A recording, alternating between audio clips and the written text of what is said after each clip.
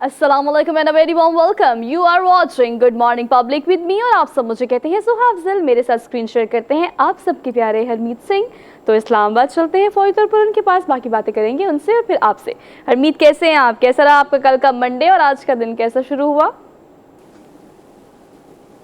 अस्सलाम वालेकुम, सत श्री अकाल, गुड मॉर्निंग सुहा। वैसे तो अगर बात की जाए, शुरुआत हमेशा जो है एक नए दिन के एक नए मुख्तलिफ चैलेंज के साथ होती है, लेकिन कल का दिन तो आपका था क्योंकि हमने देखा कि लाहौर में काफ़ी हलचल मची थी और ख़ान साहब की रैली जो है वो जमान पार्क से निकली और फिर हमने देखा कि जगह जगह जिस तरह फूल निछावर हुए और आवाम की एक बहुत बड़ी तादाद, ख़वातीन, हम उम्मन देखते कि ख़वातीन की बहुत बड़ी तादाद भी इस जलसे में शरीक थी।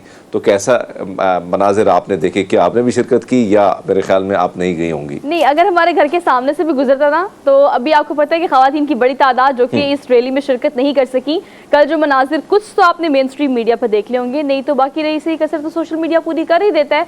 लोगों ने घरों की छतों पर खड़े होकर खान साहब का वार्म वेलकम किया है। और अगर पाकिस्तान तहरीक इंसाफ के चेयरमैन इमरान खान साहब की बात की जाए तो कल के दिन में 3 ही अहम खबरें थी जो कि गर्दिश में थी। मेन स्ट्रीम मीडिया हो, प्राइवेट सर्कल हो या प्रोफेशनल सर्कल हो, हर जगह एक ही बात की जा रही थी। इस्लामाबाद की 2 अदालतों में कल उन्हें पेश होना था, लेकिन वहाँ से वारंट गिरफ्तारी जो है वो उनके जारी कर दिए गए। और तो वो वहाँ पेश नहीं हुए। लाहौर में होने वाली इमरान खान साहब की रैली और उसके बाद तोशा खाना का 21 साला रिकॉर्ड, कल आपने यही चीज़ें सोशल मीडिया पर, मेन स्ट्रीम मीडिया पर, और जो मीम्स बनी है पाइनएप्पल को लेके, कालीन को लेके, घड़ियों को लेके और गाड़ियों को लेके, खैर इस पर हमने कल भी काफ़ी ज़्यादा बात की है। तो अभी आपने मेन स्ट्रीम मीडिया में कल के सारा दिन यही देखा। लेकिन अहम खबर, कल गाड़ी के अंदर बुलेट प्रूफ गाड़ी में मौजूद थे खान साहब और जमान पार्क से इस रैली का आगाज़ किया। दाता दरबार तक ये रैली गई और वहाँ से वापस जमान पार्क की तरफ रवाना हुई। लेकिन गाड़ी में बैठकर ही कारकुनान से खिताब किया और ये कहा कि इतवार के रोज़ मीनार पाकिस्तान पर बिल्कुल दिन के टाइम, रात का उन्होंने टाइम नहीं रखा बिकॉज उन्होंने कहा शायद लाइट्स ज़्यादा नहीं होती, यहाँ में कोई खदशात हैं। दिन के 2 बजे जलसे की कॉल इमरान खान साहब की जानिब से दी गई है। और कल की रैली के बाद आपको पता है हरमीत की, कहा यह जा रहा है कि यस, ये जलसा जो है वो एक्स्ट्रा ऑर्डिनरी हो सकता है। और क्राउड, आपको पता है हमेशा he is a crowd puller और वो इस चीज़ में काफ़ी हद तक कामयाब रहते हैं। लेकिन ये इलेक्शन की कैंपेन जो बाकायदा इसका आगाज़ किया आपकी बात दुरुस्त है सोहा। एक तो हमें याद है कि जब 2013 के इलेक्शन आ रहे थे तब भी खान साहब ने मीनार पाकिस्तान से शुरुआत की थी अपनी मुहिम की, लेकिन 2013 में उसी तरह उनको भरपूर कामयाबी नहीं मिली। लेकिन इस वक्त जो सिचुएशन है, कल जैसे शो ख़त्म हुआ तो मैं रावलपिंडी के कुछ इलाकों में गई और कोशिश की कि कुछ वॉक्स पॉक्स किए जाए, लोगों की जो राय है उस हवाले से। तो बड़े बड़े मज़े के कमेंट्स जो हैं वो लोगों की जानिब से, और ख़ासकर हमने ये देखा कि जो मुख्तलिफ ऐसे इलाके हैं जहाँ जिनको नून लीग का गढ़ समझे जाते हैं, तो वहाँ पे भी हम देख रहे हैं कि बड़ी तादाद जो है वो तहरीक इंसाफ की सपोर्टर ही जो है उसमें नज़र आई है हमें। लेकिन इस पूरी सिचुएशन में अगर हम देखें तो आपने दुरुस्त फरमाया कि अदालतों की जानिब से जो नोटिस जारी होते हैं, वारंट गिरफ्तारी जारी होती है या कहीं ना कहीं पेशी की ज़रूरत आती है, तो खान साहब ये बहाना बना लेते हैं कि वो नहीं जा सकते, उनको सिक्योरिटी थ्रेट है। लेकिन अगर दूसरी जानिब हम जलसे जुलूस की बात करें तो अब वो रैली में भी आ रहे हैं और आपने इतवार की बात की कि इतवार जो है वो खिताब भी करेंगे। तो इस सारी चीज़ों को देखें तो हम देख रहे हैं कि हुकूमत की जानिब से भरपूर तनकीद भी की जा रही है, लेकिन दूसरी जानिब हम ये देख रहे हैं कि जो सबसे बड़ा मामला था वो था घड़ियों का, और घड़ियों पे जितना शोर मचा था, तो अब ऐसा लगता है कि जिस तरह घड़ियों की भरमार हुई और आप ऐसा लगता है कि पाकिस्तान नहीं बल्कि साथ साथ एक और पाकिस्तान में अंदर ही घड़िस्तान बन चुका था। कल हम जो देख रहे थे, जिस तरह खबरें आ रही हैं, तो जिसका जितना बस चला है तो उसने घड़ी जो है अपने हाथ पे ली है और घड़ी लेके घर गया। कोई बेडशीट, पाइनएप्पल की आपने बात की, तो कोई चीज़ ऐसी नहीं थी जिसकी वजह से हमने देखा कि कल सोशल मीडिया, चाहे हम ट्विटर पे देखें या इंस्टा पे देखें या फेसबुक पे देखें, तो तरह तरह के बड़े खूबसूरत मीम्स बने थे और बड़े मजे के लोगों के कमेंट्स थे। तो मैंने उनको देखा और बड़ा एंजॉय किया, और मेरे ख्याल में आपने भी एंजॉय किया होगा। और हरमीत, कौन रह गया? आप नवाज शरीफ से लेकर शाहिद खान अब्बासी की बात करें, आसिफ अली जरदारी से लेकर आप बात करें यूसुफ रजा गिलानी की, या इमरान खान से लेकर आप बात कर लें मौजूदा सदर की आरिफ अलवी साहब की, तो आप हर एक बंदे ने इस बहती गंगा में जिसका जितना दा लगा उसने लगाया है। अलबत्ता अगर ये कानून की बात की जाए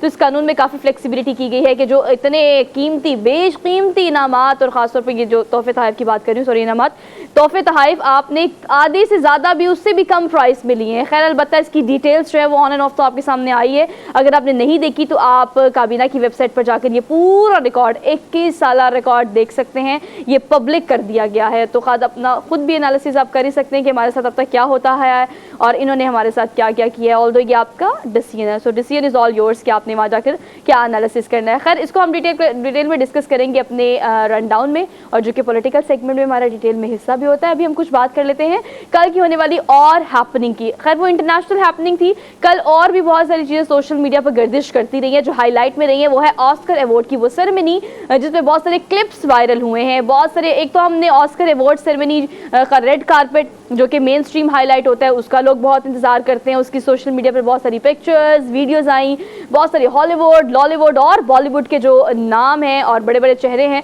हमने उनको देखा। हाँ अलबत्ता उसके बाद जब अवार्ड सेरेमनी शुरू हुई तो उसके बाद बड़े सारे क्लिप्स जो हैं वो वायरल होते हैं। मलाला यूसुफजई का एक क्लिप बहुत वायरल हुआ जो कि आपने देखा भी होगा। Last year Venus film festival में एक क्लिप बड़ा वायरल हुआ था जिसमें दो अदाकार एक दूसरे पर बात कर रहे थे और ऐसा लग रहा था कि उस क्लिप के जरिए कि जैसे एक दूसरे पर उन्होंने स्पिट किया है। खैर वो अदाकार कौन है, वो क्लिप क्या है, वो तो आपने देखा होगा। लेकिन इस हवाले से सवाल किया गया, शो के होस्ट जो हैं उन्होंने मलाला यूसुफजई से सवाल किया, और मैं तो वैसे जो भी उनके फेवर में है या जो भी उनके खिलाफ है, I don't know about all this kind of things, लेकिन जो जवाब मलाला यूसुफजई ने दिया वो उस वक्त बनता भी था और सिचुएशन को टैकल करने के लिए that was the best answer so far. कोई भी सवाल हो, उन्होंने जवाब में ये कहा कि मैं अमन पसंद हूँ और मैं पाकिस्तान से हूँ तो मैं अमन की ही बात करती हूँ, इसके अलावा मैं कोई बात नहीं करती। अपने शौहर के साथ, अपने खावंद के साथ उस सेरेमनी में उन्होंने शिरकत की और इस जवाब को हरमीत पाकिस्तान में लोग काफ़ी अप्रिशिएट कर रहे हैं।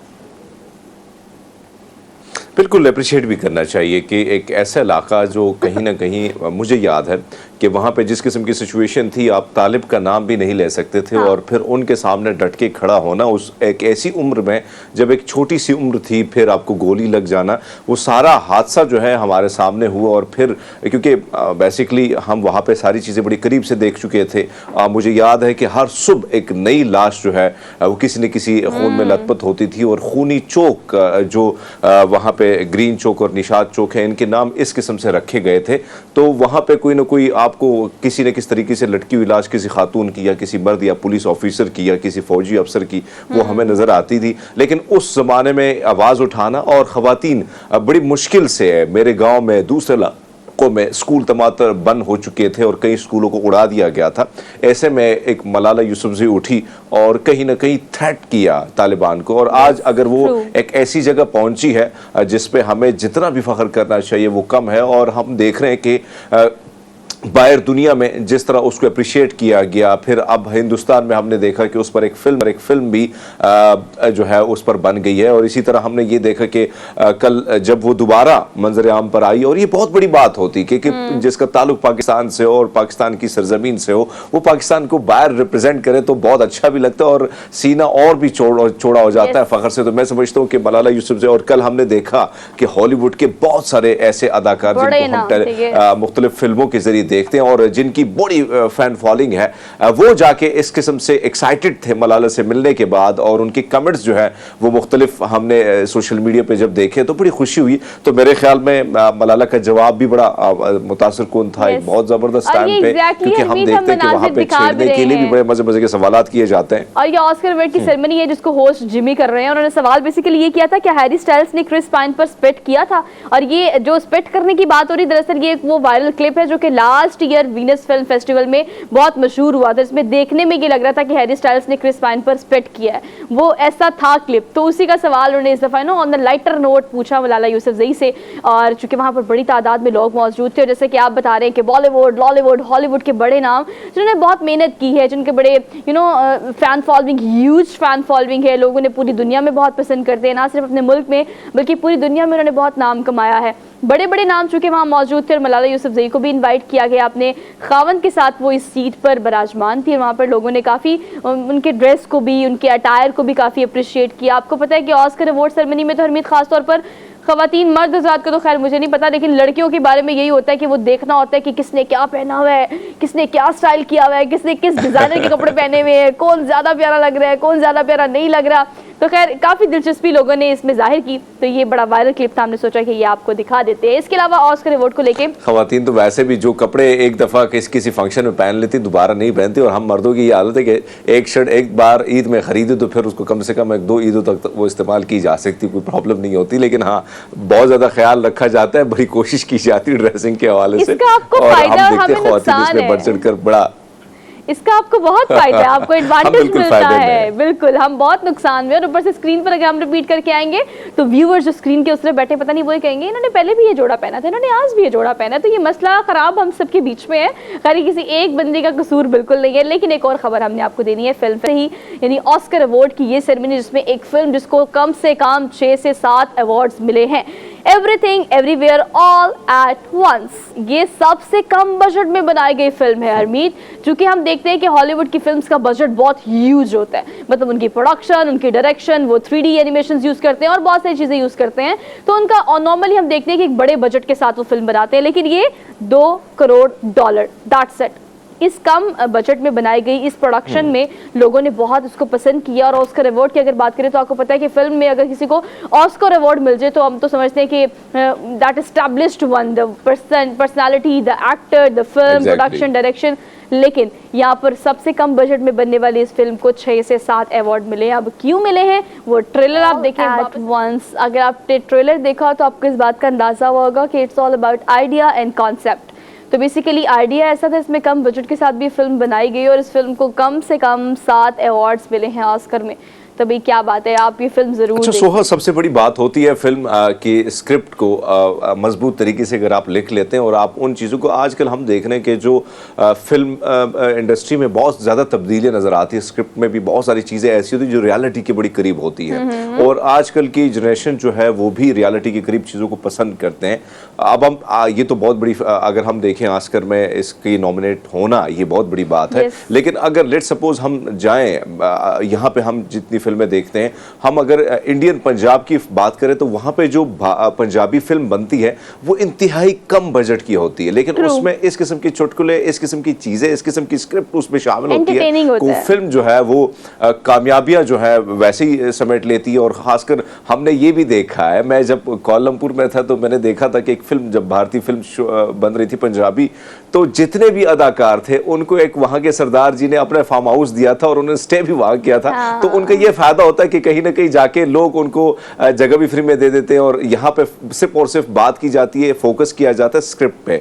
तो मेरे ख्याल में इसको अगर आप देखें तो ये वो मसाइल हैं आजकल। अगर हम देखें तो हम डिप्रेशन की बात करते हैं, हम ऐसे ऐसे मसाइल की बात करें जो दिमाग के साथ रिलेटेड हैं, तो इसमें कोई शक नहीं है कि हमारी सोसाइटी में इस किस्म की चीज़ें जो हैं वो बीमारियां बढ़ती जा रही कम होने के बजाय। और उस चीज़ को मद्देनजर रखते हुए आपने देखा कि कहीं ना कहीं कुछ ही जगहों में इसको शूट किया गया है, इसको फिल्माया गया है और आज इसने जगह बनाई है। तो बात वही है कि जब आपकी स्क्रिप्ट मजबूत होगी, आपकी दीगर चीज़ों पे एक अच्छा काम हुआ होगा, तो मेरे ख्याल में फिर आपको बजट भी अगर कम पड़ता है लेकिन काम आपने इतना मजबूत तरीके से किया होता है कि वो जगह बना ही देता है। आप बिल्कुल ठीक कह रहे हैं। बहुत सारी मूवीज़ ऐसी जिसमें हमने पाकिस्तान के बड़े अहम कॉमेडियंस मूवीज़ की आप बात कर रहे हैं, खासतौर पर पंजाबी मूवीज़ कम बजट के साथ बनती हैं लेकिन कॉमेडी, एंटरटेनमेंट, जोक्स और ये सब चीज़ें, पंचेस, ये आपको बहुत एंटरटेन फील देते हैं। खैर मैंने बहुत सारी पंजाबी मूवी तो सिनेमा में जाके देखी हुई, तो मुझे इस बात का अंदाज़ा है कि अपने लोगों को स्क्रीन पे देखने का कितना मज़ा आता है और फिर हसास आके आपको लोट पोट कर दें तो इसमें क्या ही बात है। लेकिन अप्रिशिएट करते हैं हम, अगर मौला जट के बाद बॉलीवुड काफ़ी मुश्किल दौर से अब निकल आया है और अब कोशिश कर रहा है कि अच्छी प्रोडक्शन, डायरेक्शन और अच्छा काम जो है वो इंडस्ट्री में लेके आया जाए और अच्छे लोगों को या नए लोगों को जगह दी जाए, नए लोगों को जगह मिलनी चाहिए। हरमीत पाजी जैसे लोग भी काम कर रहे हैं स्क्रीन के लिए और छोटी छोटी मूवीज़ के लिए, छोटी छोटी शॉर्ट फिल्म्स के लिए। खैर सबको मौका मिलना चाहिए और सब आकर पाकिस्तान के, अल्टीमेटली अगर हमने काम करना है तो हमने लॉलीवुड के लिए काम करना है, सो ऑल दो मौका मिलना चाहिए। तो डायरेक्टर्स और प्रोड्यूसर्स को भी इस हवाले से सोचना चाहिए कि जो टैलेंट है और नए लोग हैं उनको मौका भी देना चाहिए और फिर पुराने और सीनियर लोगों को सोचना चाहिए कि नए आने वालों को जगह देनी चाहिए। खैर आगे बढ़ते हैं, अपनी टॉप स्टोरीज की तरफ चलते हैं। आज एक डिटेल रन डाउन है जो कि हमने आपसे शेयर करना है। So let's talk about top stories. Good morning public की टॉप ऑफ द ऑल हम डिस्कस करेंगे।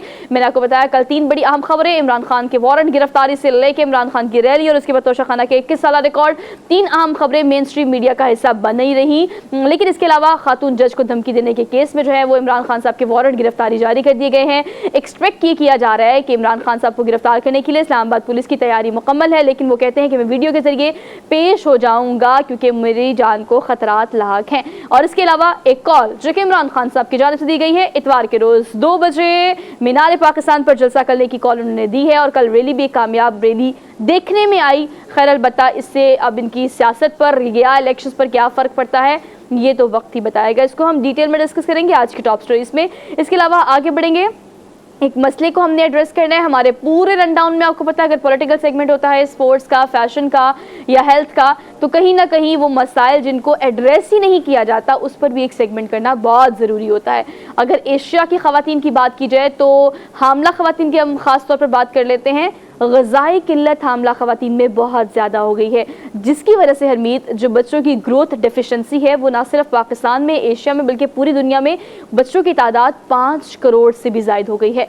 हामला ख़वातीन की ग़िज़ाई किल्लत की वजह से पैदा होने वाले बच्चों की ग्रोथ कितनी इम्पैक्ट, वो कितना फ़र्क पड़ता है उस पर और उस पर क्या इफ़ेक्ट होता है, हम इस पर डिटेल में बात करेंगे आज के प्रोग्राम में और कोशिश करेंगे कि इस मसले को एड्रेस करें ताकि एक एक बंदा या एक एक अफराद जो घर में मौजूद है और घर में अगर कोई हामला खातून है तो उसका भी प्रॉपर ख्याल रखना और उसको अपना खुद ख्याल रखना, इस बारे में पता होना उतना ही ज़्यादा ज़रूरी है क्योंकि एक मिलकर ही ये वो 5 करोड़ बच्चे बनते हैं जो ग़िज़ाई किल्लत का शिकार होते हैं या ग्रोथ डेफिशिएंसी का शिकार होते हैं। खैर इसको डिटेल में डिस्कस करेंगे, आगे बढ़ेंगे। कुछ मौसम की बात कर लेते हैं। वैसे आज हमने मौसम की बात नहीं की लेकिन मौसम बस तब्दील होने को है, थोड़ी थोड़ी बहार बाकी है। मैं तो बस कोशिश कर रही हूँ कि 10 दिन खुशी से गुजार लो बिकॉज रमज़ान जैसे शुरू होगा मुझे इस बात का अंदाज़ा है कि गर्मी अभी बहुत ज़्यादा हो गई है तो रमज़ान तो फुल गर्मी में आएगा, लेकिन अभी बहार का मौसम है। लेकिन ये जो मौसम चेंज होने की ट्रांजिशन होती है ना, ये आपको बड़ा इफेक्ट करती है। मतलब हरमीत आपको पता है कि मौसम जब तब्दील होने वाला होता है ना, या तो आपको वायरल हो जाता है या कि आपकी स्किन बहुत ख़राब हो जाती है या बाल बहुत ख़राब होना शुरू हो जाते हैं, खराब हो जाती है। ये जो क्लाइमेट चेंज और खासतौर पर मौसम की तब्दीली जैसे आप देखें ना कि जैसे मौसम बदला है तो हम देख रहे हैं कि इस्लामाबाद में तो पोलन ने तबाही मचा दी है और हर दूसरा शख्स जो है उसका गला खराब है, बुखार है, टेम्परेचर कहीं ना कहीं आपको महदूद कर दिया है किसी न किस तरीके से टैबलेट्स और बेड तक। तो ये सिचुएशन है क्योंकि मौसम बदल रहा है।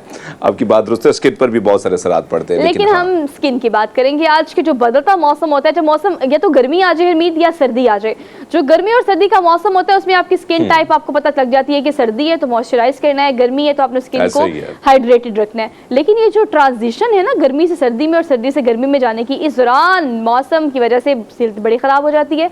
तो जिल्द के क्या क्या मसाइल हैं, कौन कौन सी ऐसी टिप्स हैं जो कि आप सोशल मीडिया पे देखते हैं, लेकिन हम आप भी आपको एक्सपर्ट के साथ वो टिप देंगे। तो अपना क्वेश्चन जो है वो अपने क्वेश्चन भी आप शामिल कर सकते हैं हमारे प्रोग्राम में। खैर आगे बढ़ेंगे, अगली खबर आपको देंगे। Last but not the least, हमें हमारी 4 टीमें मिल गई हैं। पाकिस्तान सुपर लीग का जो सीजन 8 है उसमें हमारी टीम्स हमारे सामने आ चुकी हैं। नंबर 1 लाहौर कलंदर्स की हम बात कर लेते हैं। सेकेंडली मुल्तान सुल्तान, जो कि एक्सपेक्ट भी किया जा रहा था, देखा भी जा रहा था, हमें नजर भी आ रहा था, लेकिन हम तो फिर भी एक्साइटेड हैं बिकॉज हम इस्लामाबाद से नहीं, हम लाहौर से हैं। तो इस दफ़ा लाहौर ये तो लाहौर कलंदर्स को फुल सपोर्ट कर रहे हैं और वो उनकी सपोर्ट को कैश भी कर रहे हैं। खैर नंबर 1 लाहौर कलंदर, सेकंड पे मुल्तान सुल्तान, थर्ड पे इस्लामाबाद यूनाइटेड और फोर्थ पे है पेशावर ज़ल्मी। कराची किंग्स ने लाहौरियों को शिकस्त तो दी लाहौर कलंदर्स को, लेकिन आपको पता है कि ऑलरेडी वो डिसाइडेड था कि वो टीम से आउट हो चुके हैं और उनका आखिरी मैच था। अलबत्ता वो अब इस सीज़न में या इस फाइनल राउंड में नहीं पहुंचेंगे। तो इन 4 टीम्स की क्या क्या अभी क्रेडिबिलिटीज़ हैं, किन किन चीज़ों पर इनको काम करना चाहिए, टीम और बॉन्डिंग और सारी जो सिलेक्शन है उस पर बात करेंगे हम डिटेल में आज के लास्ट सेगमेंट में।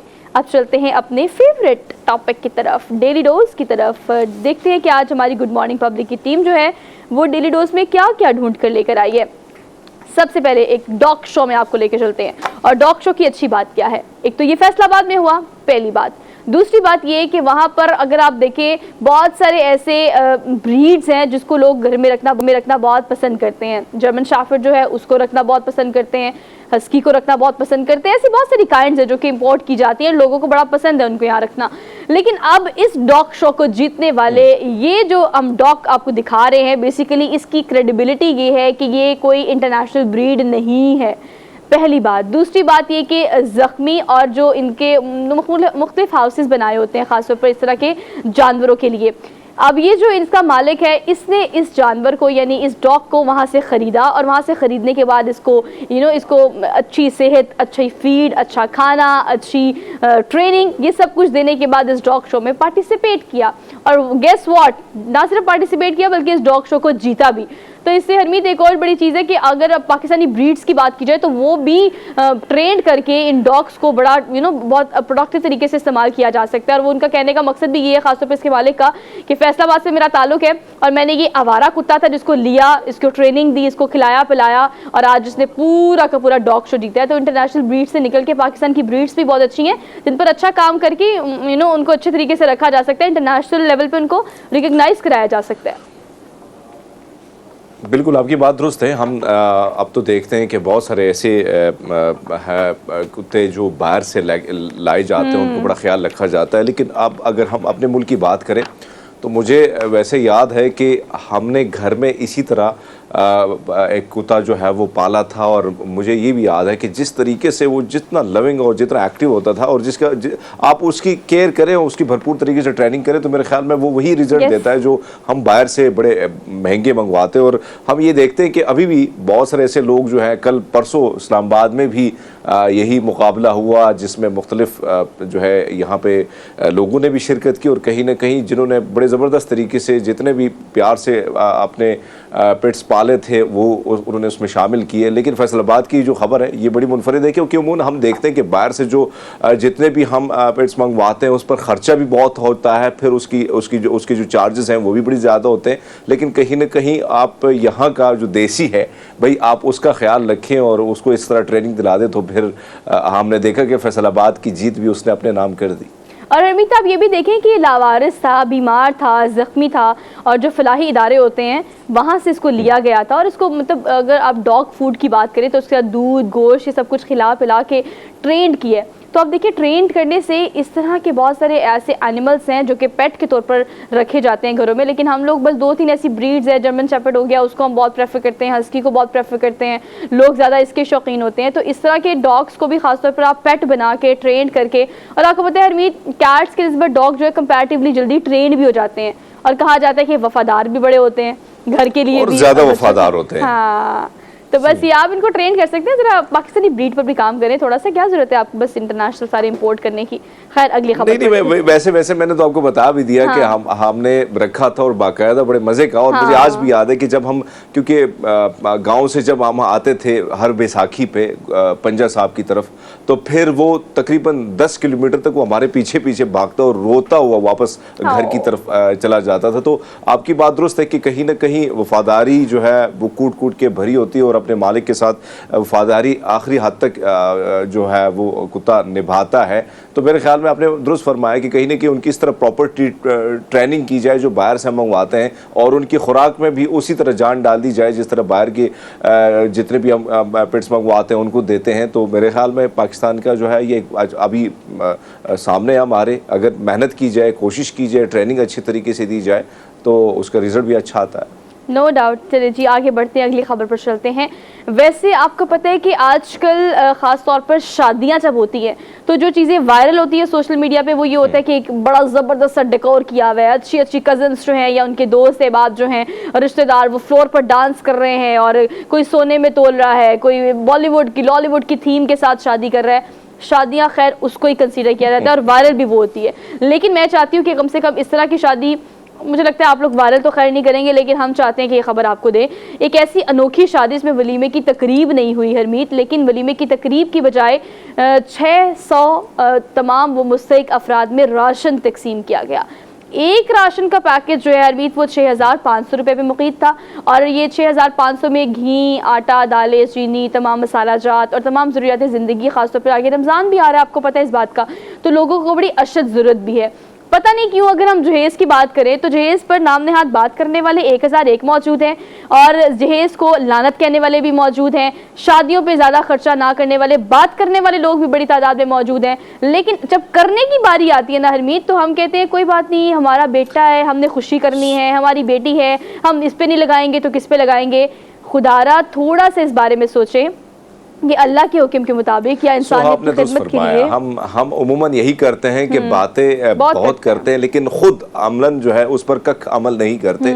और ये खबर जो सवाबी से है, और ये मेरे बड़े अच्छे दोस्त इनायतुर रहमान ने जब रिपोर्ट की और मुझे भेजी तो मुझे बहुत अच्छा लगा कि एक ऐसी शादी जहाँ पे ये ख्याल रखा गया है कि देखिए खुशियाँ, शादी होती है तो खुशियाँ जरूर मनाई जाती है, लेकिन अपनी खुशियों में किसी और को शरीक करना, किसी का पेट, भूखा पेट जो है आपको उसका ख्याल रख लेना, किसी का बुझा हुआ चूल्हा जो है आप दोबारा उसके घर में दोबारा रौनक बहाल कर देना, ये बहुत बड़ी बात होती है। और मेरे ख्याल में एक बहुत खूबसूरत सा पैगाम है जिसमें ढूंढके लगने चाहिए, वो एक अलग बात है, मैं उसको भी तनकीद नहीं करता। लेकिन अगर इस किस्म की वीडियो, आपने दुरुस्त फरमाया कि इस किस्म की जब वीडियोज़ होती है हमारी टीम ले आती है, हमारी कोशिश होती है, और लेकिन वायरल होना, फिर तनकीद भी की जाती है कि ये लोग इस तरफ नहीं जाते। लेकिन उम्मून हमारी आवाम को वो चीज़ ज़्यादा अट्रैक्ट करती है जिसमें कोई ना कोई ढुमका हो और कोई ना कोई ऐसी चीज़ हो जो ज़्यादा फिर वो वायरल भी कर लेते हैं, मेरे समेत सारे, अपनी भी बात कर रहा हूँ। तो ऐसे में अगर इस किस्म की चीज़ों को हम जितना भी अप्रिशिएट करें, जितना भी कोशिश करें कि इनको इस किस्म के इवेंट्स अगर होते हैं और लोग इस किस्म से दूसरों का ख्याल रखते हैं, तो मेरे ख्याल में मुश्किल कि इस घड़ी जो है, क्योंकि अब रमज़ान आ रहा है, बहुत सारे ऐसे लोग जो हैं मजदूरियाँ नहीं मिलती, बहुत सारा काम जो है वो कम हो जाता है, चीज़ें महंगी हो जाती हैं अनफॉर्चुनेटली, जो नहीं होनी चाहिए।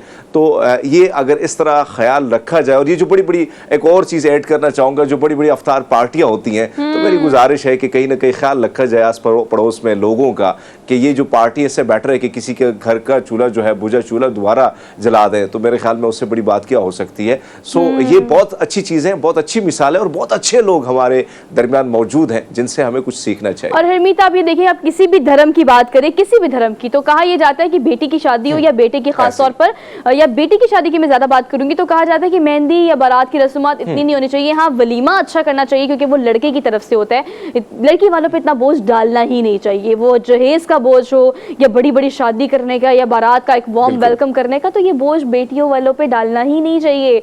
अगर आपका कोई एक बंदा भी इस चीज़ का इनिशिएटिव लेता है तो आपको लेना चाहिए। जहेज जैसी लानत को नो कहना चाहिए और अपनी शादी पर इतने अखराजात करने की बजाय वो पैसे मुस्तहिकीन में बांटें, राशन के तौर पर या किस तरह से भी आप उनकी मदद करना चाहते हैं।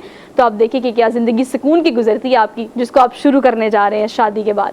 खैर, आगे बढ़ते हैं, अगली खबर आपको देते हैं। अगली खबर जो है वो फाइनली मैं इंतजार ही कर रही थी कि हमारे पूरे डेली डोज में ऐसा क्यों नहीं हुआ कि गिनीज बुक का कोई रिकॉर्ड हमारे शामिल ना हो हमारे डेली डोज में, लेकिन आ गया। खैर, कम उम्र तरीन ये यानी सर्टिफाइड आप योगा एक्सपर्ट इसे कह सकते हैं, लेकिन इतनी छोटी, ओ माय गॉड, सिर्फ 7 साल की ये बच्ची है जिसने Guinness book of world record में अपना नाम दर्ज करा लिया है। क्योंकि ये जब 7 साल और 100 दिन की थी तब इनको ये सर्टिफिकेट मिला था योगा एक्सपर्ट होने का। और आप देखिए, योगा एक्सपर्ट आप ऐसी Guinness book of world record का तो हरमीत आपको पता है कि वो सारी चीज़ों को चेक करके, रिलायबिलिटीज चेक करके और फिर उसके बाद सर्टिफिकेट देते हैं, ऐसे नहीं देते। तो आपके सारे आसन और आपकी सारी एक्सपर्टीज मुख्तलिफ मराइल से चीज़ें गुजरती हैं और मुख्तलिफ मराइल के बाद हातमी नतीजे पर चीज़ें पहुंचती है। तो आपने दुरुस्त फरमाया कि उसके लिए काफ़ी कोशिश करनी पड़ती है। और हम अब देख रहे हैं कि हमारी टीम ने ये दूसरी मरतबा ऐसा है कि छोटा सा या छोटी सी बच्ची जिनकी उम्र ऐसी नहीं है, 7 साल के करीब, इससे पहले जो स्टोरी आप लेके आई थी उसमें भी वही था कि एक छोटा बच्चा जिसकी उम्र भी तकरीबन 7 साल थी, इस बच्ची को भी अगर हम देखें तो योगा एक बहुत अच्छी चीज़ है। आपने मेंटली सेटिस्फैक्शन के लिए, आपके फिजिकली कहीं ना कहीं आपको बहुत ज़्यादा चीज़ों के हवाले से करामत साबित होती है, और उसी में आप रिकॉर्ड बना लें तो इससे और बड़ी बात क्या हो सकती है। और छोटी सी उम्र में जिसमें आपका दिल करता है कि मैं खेलूं कूदूं दोस्तों के साथ आसपास, और आजकल जो मोबाइल, हाय रब्बा, मोबाइल जब से आया तो उसके बाद तबाही मची है। खैर, लेकिन बच्ची ने कमाल कर दिया। खैर, हमारा भी यही हाल है, सुबह सुबह उठ के कोई 5-10 मिनट की आप भी कर लिया करें, और आप भी कुछ नहीं तो बस मेडिटेशन कर लिया करें थोड़ी सी उठ के, ताकि आपको फील हो कि आपका दिन आज अच्छा गुजरेगा। बड़ा जरूरी है। खैर, योगा मैं अपनी ड्यूटी पूरी करके आ जाता हूँ। हाँ, आप तो करके आते हैं ना। चलिए, आप व्यूअर्स को कन्विंस कर लेते हैं। खैर, अगली खबर पर चलते हैं। Last but not the least आपको इंटरेस्टिंग खबर देते हैं, और ऐसा होना चाहिए। बीवी से घरेलू नाचाकी पर जब बीवी ने कहा कि मैंने जनाब शौहर के साथ नहीं रहना, तो घर का काम करवाया कितने साल? 25 साल। अब खातून ने कहा बिला मुआवजा काम किया जनाब, आपसे तो मैं दूर हो रही हूँ, लेकिन 25 साल जो मैंने आपकी खिदमतें की हैं उसके पैसे वसूल करने हैं मैंने। शोहर को करोड़ों रुपए रुपए में पड़ गया बीवी को छोड़ना। अब वो कैसे पड़ा मैं आपको बता देती हूँ। स्पेन में अपने अदालत में अपनी नौयत का एक अनोखा ही मुकदमा जिसका फैसला स्पेन की अदालत ने सुनाया, वो ये कि 25 साल अब ये खातून को इस शौहर ने काम करने नहीं दिया, तो उसने क्या किया, ऑब्वियसली घर का काम किया, घर के काम में बर्तन धोए, खाना पकाया, बच्चों के काम किए एंड एवरीथिंग। उसने कहा 25 साल मैंने बिला मुआवजा आपकी खिदमतें की हैं, अब अगर मैं आपसे अलग हो रही हूँ तो उसने केस दायर किया, मुकदमा दायर किया कि मुझे उसके पैसे चाहिए। अब शोहर को करोड़ों रुपए अदा करना है, वो जो मेड को नहीं दिया, वो जो किसी और को नहीं रखा, अब वो तमाम पैसे किसके पास जाएंगे? बीवी के पास। लेकिन नरवीद अच्छी बात है कि अदालत ने फैसला भी सुनाया इस बारे में कि यस, हस्बैंड को करोड़ों रुपए देना पड़ेगा 25 सालों का। बिल्कुल आपकी बात दुरुस्त है। और मैं देखता हूं कि बाहर की बहुत सारी सोशल मीडिया पे बहुत सारी चीज़ें ऐसी इस किस्म के केसेस जब हमारे सामने आते हैं और बड़े मुनफरिद किस्म के वो फैसले उसके होते हैं, और कहीं ना कहीं हम देखते हैं कि फिर ज़्यादा खराटे लेने पर भी अक्सर डाइवोर्स हो जाती है। फिर अदालतों का मामला जब जाता है तो अदालतों में भी बड़े ज़बरदस्त किस्म के रिमार्क्स होते हैं, और वो रिमार्क्स बड़े मज़े की भी होते हैं और बहुत कुछ सीखने को मिलता है। लेकिन इसमें आप देखें कि भाई आपने मजदूरी कराई, मुझे काम तक नहीं दिया, अब आगे ज़िंदगी में कैसे गुजारूं? तो एक बहुत बड़ा जुर्माना। और मेरे ख्याल में अब जो मियाँ साहब हैं वो ज़्यादा पछताएंगे कि इससे बेटर था कि घर पे रहती, मैं इसको डिवोर्स ही ना देता तो इस किस्म की नौबत तो ना आती, इस किस्म के पैसे तो ना देने पड़ते। लेकिन अब भी अदालत का फैसला है और अदालत की बात तो इंसाफ का फैसला है जनाब, अदालत का फैसला तो है, लेकिन इंसाफ की बात है कि 25 साल मैंने आपकी खिदमत ही की है और अब आप मुझे छोड़े हैं, खा वजह कोई भी है लेकिन छोड़ तो रहे हैं ना, तो मुझे उसका मुआवजा चाहिए। खैर, अपने हक के लिए आवाज़ उठानी चाहिए, चाहे 25 साल बाद ही क्यों ना उठाएं, इससे साबित यही होता है। So we are done with our daily talk. एक क्विक ब्रेक लेनी है, वापस आते हैं। आप देखते रहिए प्रोग्राम जिसे हम कहते हैं good morning public. Welcome back after the break. Political segment में डिटेल में बात करेंगे इस चीज़ को लेके कि तोशा खाना के 21 साल रिकॉर्ड के बाद अब तोशा खाना का जो बयानिया है वो अपनी मौत तो आप मर गया है, लेकिन अब इस पर क्या बात की जा रही है? सियासतदान का अब तक कोई इस तरह का मौक़िफ़ सामने नहीं आया। खैर, आमिर खाकवानी साहब सीनियर एनालिस्ट हमारे साथ आज गुड मॉर्निंग पब्लिक में हमारे मेहमान हैं, उन्हें खुशामदीद कहते हैं। अस्सलाम वालेकुम सर। जी वालेकुम सलाम sir, thank you so much for joining us this morning. Sir, पहले तो थोड़ा सा कमेंट कर देंगे, 21 साल रिकॉर्ड जो तोशा खाना का आया है, ये बयानिया मौजूदा पीडीएम और हुकूमत ने बहुत पीक पर चलाया, लेकिन ये बयानिया अब अपनी मौत आप मरता नजर आ रहा है, आपको इस पर क्या रिव्यू करेंगे आप? बल्कि न सिर्फ अपनी मौत आप मरता नजर आ रहे, बल्कि ये बहुत अफसोसनाक है कि पीएमएलएन के लोग और पाकिस्तान पीपल्स पार्टी के लोग जिन्होंने बेतहाशा, यानी आप देखें ना, जो लिस्ट है वो भरी पड़ी है 2008 से लेकर 13 तक पाकिस्तान पीपल्स पार्टी के वाले से, और 13 से 18 तक 400 से ऊपर सफ़ों को जो पूरा पीडीएफ जो डॉक्यूमेंट आया पब्लिक हुआ है उसमें यानी बेशुमार मरतबा मियाँ नवाज शरीफ साहब भी, शायद खान अब्बासी और मुख्तलिफ मिनिस्टर्स, तकरीबन नून लीग का तो कोई अहम लीडर कोई बचा ही कोई नहीं जिसको नहीं मिले, और वो इन्होंने सबने लिए हैं। और जिस तरह ये प्रोपेगेंडा करते रहे हैं और जिस तरह शोर मचाते रहे हैं कि तोशा खाने से चोरी चोरी चोरी, तो उससे जाहिर होता है कितने झूठे हमारे सियासतदान हैं। मतलब बहुत अफसोस हुआ है, मतलब कोई भी, मैं कहता हूँ कि एक नेशनल लेवल पे असल अलमिया ये है कि हमारे पॉलिटिशियन अपने मतलब की खातिर, अपने मफाद की खातिर, अपना एक बयानिया बनाने की खातिर फैक्ट्स को किस तरह मजरू करते हैं, और ये कितना खौफनाक है। और आप देखें शुरू में तो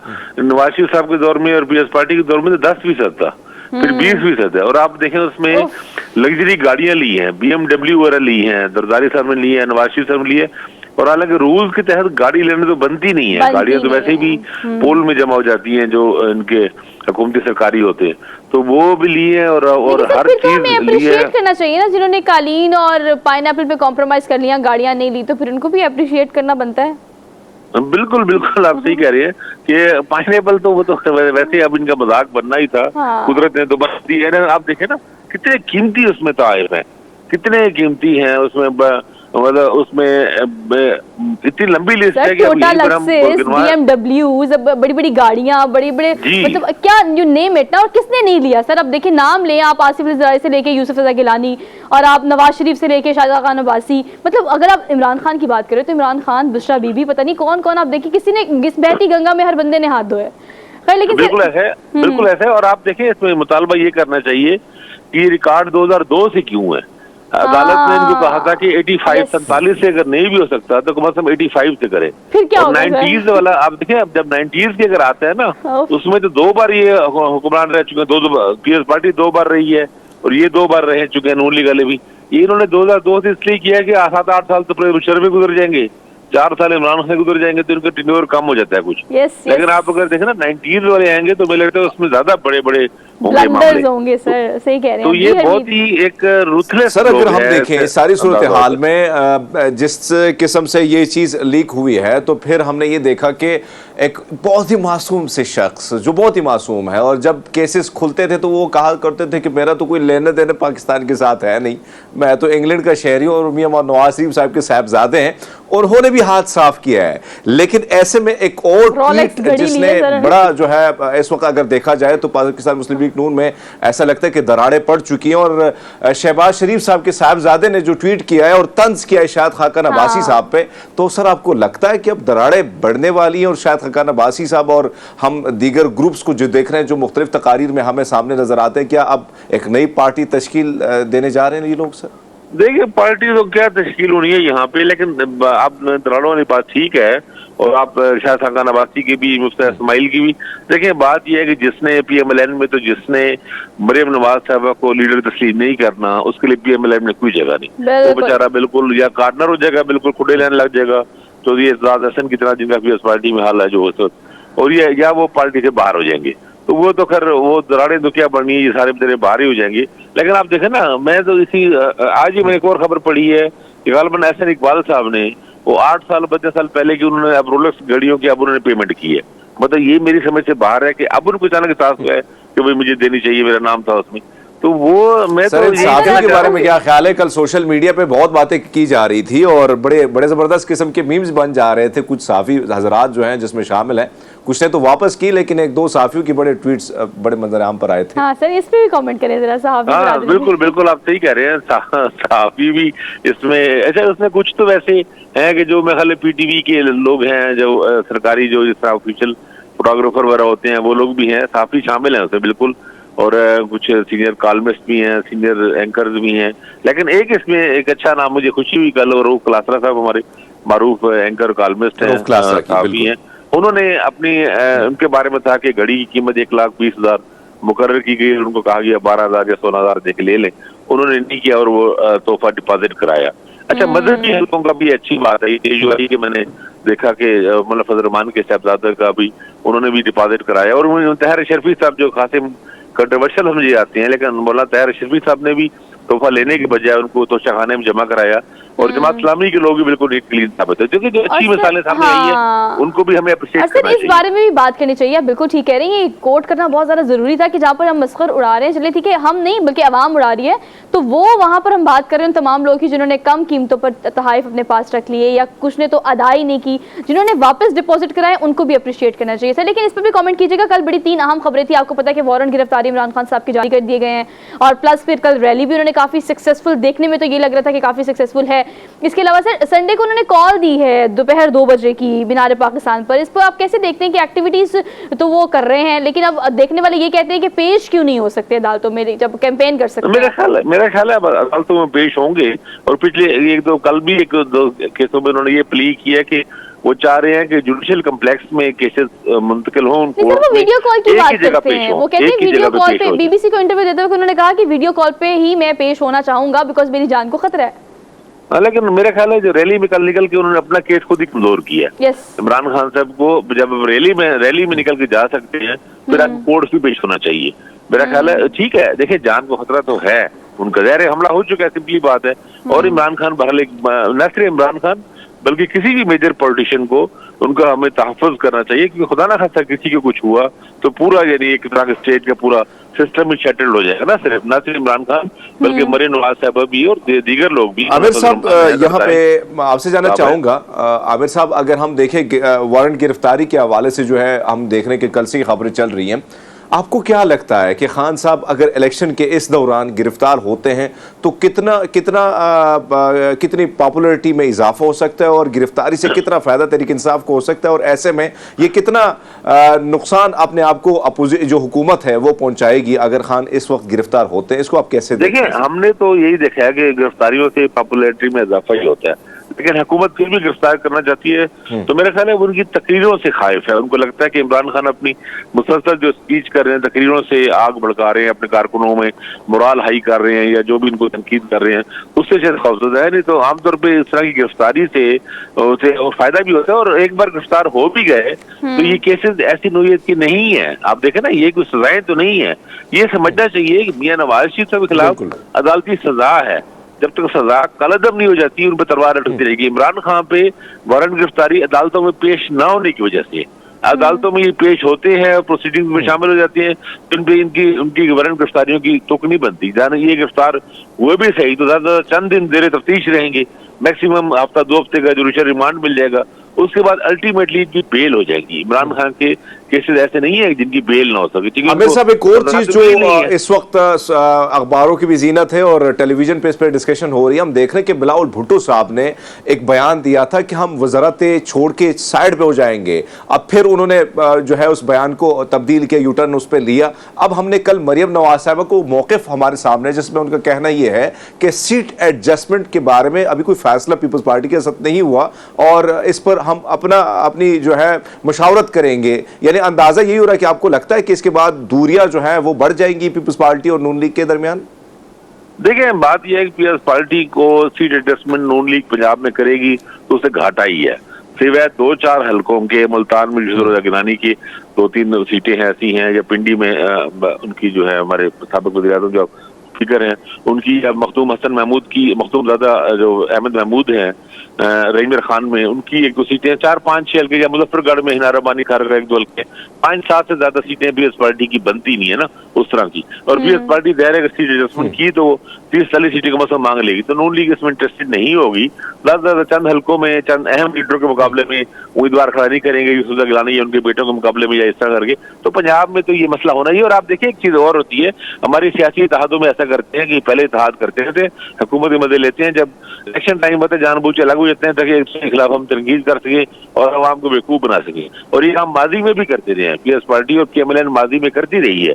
अभी आपको याद होगा, आपके पास तो सारे फुटेज होते हैं, आप मरियम नवाज के उसमें देखें बयान, तो उसमें जरदारी इमरान भाई की भी उन्होंने ये बात मरियम नवाज साहब ने की थी पिछले इलेक्शन के मौके पे। और इस तरह वो बातें ये करते रहते हैं और फिर जब मफादात उनको चाहिए होते हैं फिर सब इकट्ठे हो जाती है। इमरान खान के मुकाबले सब इकट्ठे। और आप एक बात याद रखें कि जब तक इमरान खान मौजूद हैं ये सारी जमातें उसके खिलाफ खड़ी होंगी, क्योंकि वो अकेला इन सबको खा रहा है। सर एक और चीज़ बताएं, ये कि जिले शाह का जो केस है सर, उस पर यकीनन आपको भी अफसोस है, हमने उस पर काफ़ी बात भी की है आपसे पहले भी 2-4 दिन। लेकिन सर इस वक्त निगरान हुकूमत का जो कॉन्सेप्ट है या निगरान हुकूमत की जो जिम्मेदारी है वो तो इलेक्शन कैंपेन अनाउंस होने के बाद और शेड्यूल अनाउंस होने के बाद ट्रांसपेरेंसी को मेक श्योर करना है ना। लेकिन जो किरदार पिछले एक पूरे हफ्ते में पंजाब हुकूमत जिसे निगरान हुकूमत कहते हैं वो रहा है, उस पर आप क्या कॉमेंट करते हैं? देखिए, मुझे तो ऐसा लग रहा है निगरान हुकूमत एंटी इमरान एजेंडे के तौर पे आई है। उसका सिर्फ वाहिद मकसद ये है कि तहरीक इंसाफ को पंजाब में कमजोर किया जाए, उन पे पाबंदियां हों, गिरफ्तारियां हों, पर्चे हों, लोगों को तंग किया जाए। पूरा उनका एजेंडा यही है कि एक बार भी उन्होंने पीडीएम की तरफ अपना कोई रूह सुखन रखा है ना कुछ रखा है। और उनका इलेक्शन ना कराने के सिवा सब कुछ है।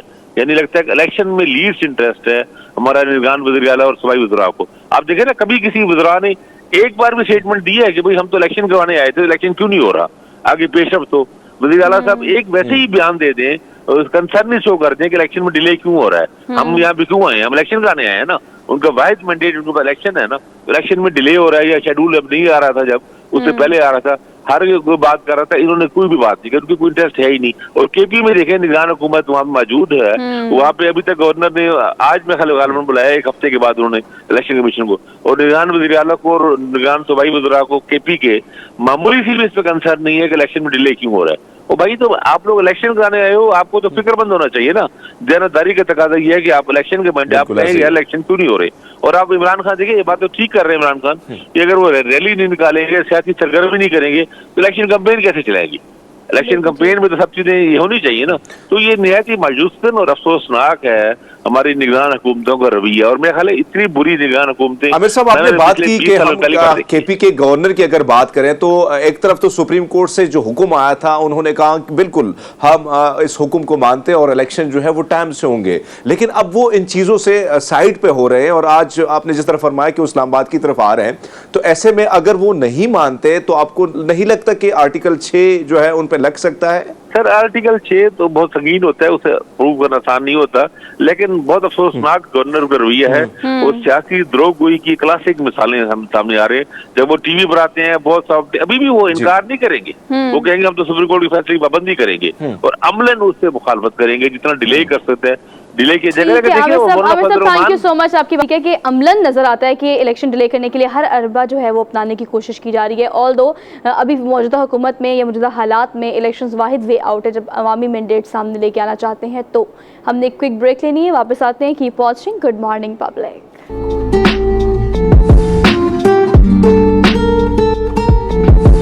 Welcome back after the break. तो basically we are in the second hour of the show और आपको पता है सेकेंड आवर्स में मेरी कोशिश ये होती है कि हम अपनी पूरी टीम के साथ ऐसे मसलों को एड्रेस करें जिस पर ज़्यादा बात नहीं की जाती। नॉर्मली सोशल मीडिया, पॉलिटिक्स और बहुत सारी ऐसी चीज़ें होती हैं इस पर हम बात करते रहते हैं और वो लाजमी जुज़ भी होता है हमारे प्रोग्राम का, लेकिन कुछ ऐसे मसाइल भी हैं जिस पर बहुत कम बात की जाती है, रिसर्चेस बहुत कम हैं। लेकिन आपको पता है प्रोग्राम के आगाज़ में मैंने आपसे शेयर किया था कि हामला ख़वातीन में ग़ज़ाई क़िल्लत का रेशो जो है वो एशिया समेत पूरी दुनिया में बढ़ता चला जा रहा है।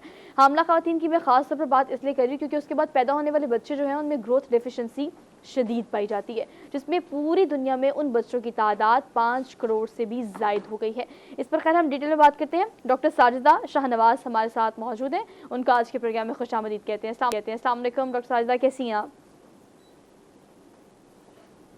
वालेकुम अस्सलाम, मैं बिल्कुल ठीक हूँ, परफेक्ट अल्हम्दुलिल्लाह। Thank you so much for joining us. अब बताइएगा ये इस हवाले से कि हमने बहुत कम बात की, अगर शोज़ की भी बात की जाए, सेमिनार्स, ट्रेनिंग्स, अलबत्ता आप इस हवाले से बहुत अच्छा काम कर रही हैं, लेकिन इस मसले को एड्रेस करना कितना ज़्यादा ज़रूरी है कि हामला ख़वातीन या फिर अगर हामला होने से पहले की अगर आप लाइफ की बात करें तो ग़ज़ाई किल्लत की वजह से पैदा होने वाले बच्चे कितना मुतासर होते हैं और ख़ासतौर पर माएँ कितना मुतासर होती हैं? सबसे पहले तो मैं आपको एक चीज बताती चाहूँ कि हम लोग शुरू से बचपन से सुनते आ रहे हैं, as you sow shall you reap, जो बोगे वही काटोगे। ठीक है, तो मैं आम पब्लिक को ये बताना चाह रही हूँ कि ये जो आपकी वाइफ्स हैं, आपकी बीवियां हैं, ये आपकी खेतियां ही हैं। जो आपने बोया है वो काटेंगे। बोने का मतलब ये है कि जो आपने अगर आपने उनको प्रेग्नेंट किया और उसके बाद उनका ख्याल नहीं रखा, आबियारी नहीं की, पौधे को पानी ही नहीं दिया, उसकी नीड्स पूरी नहीं की, तो फिर तैयार हो जाएं कि आपने जो कुछ आपने किया है वही कुछ आपने काटना है। और वो जो फसल है आपकी, वो डेफिनेटली आपका आने वाला बच्चा है। ये उस औरत पे आप एहसान नहीं कर रहे, आप अपनी नस्ल पे एहसान कर रहे हैं।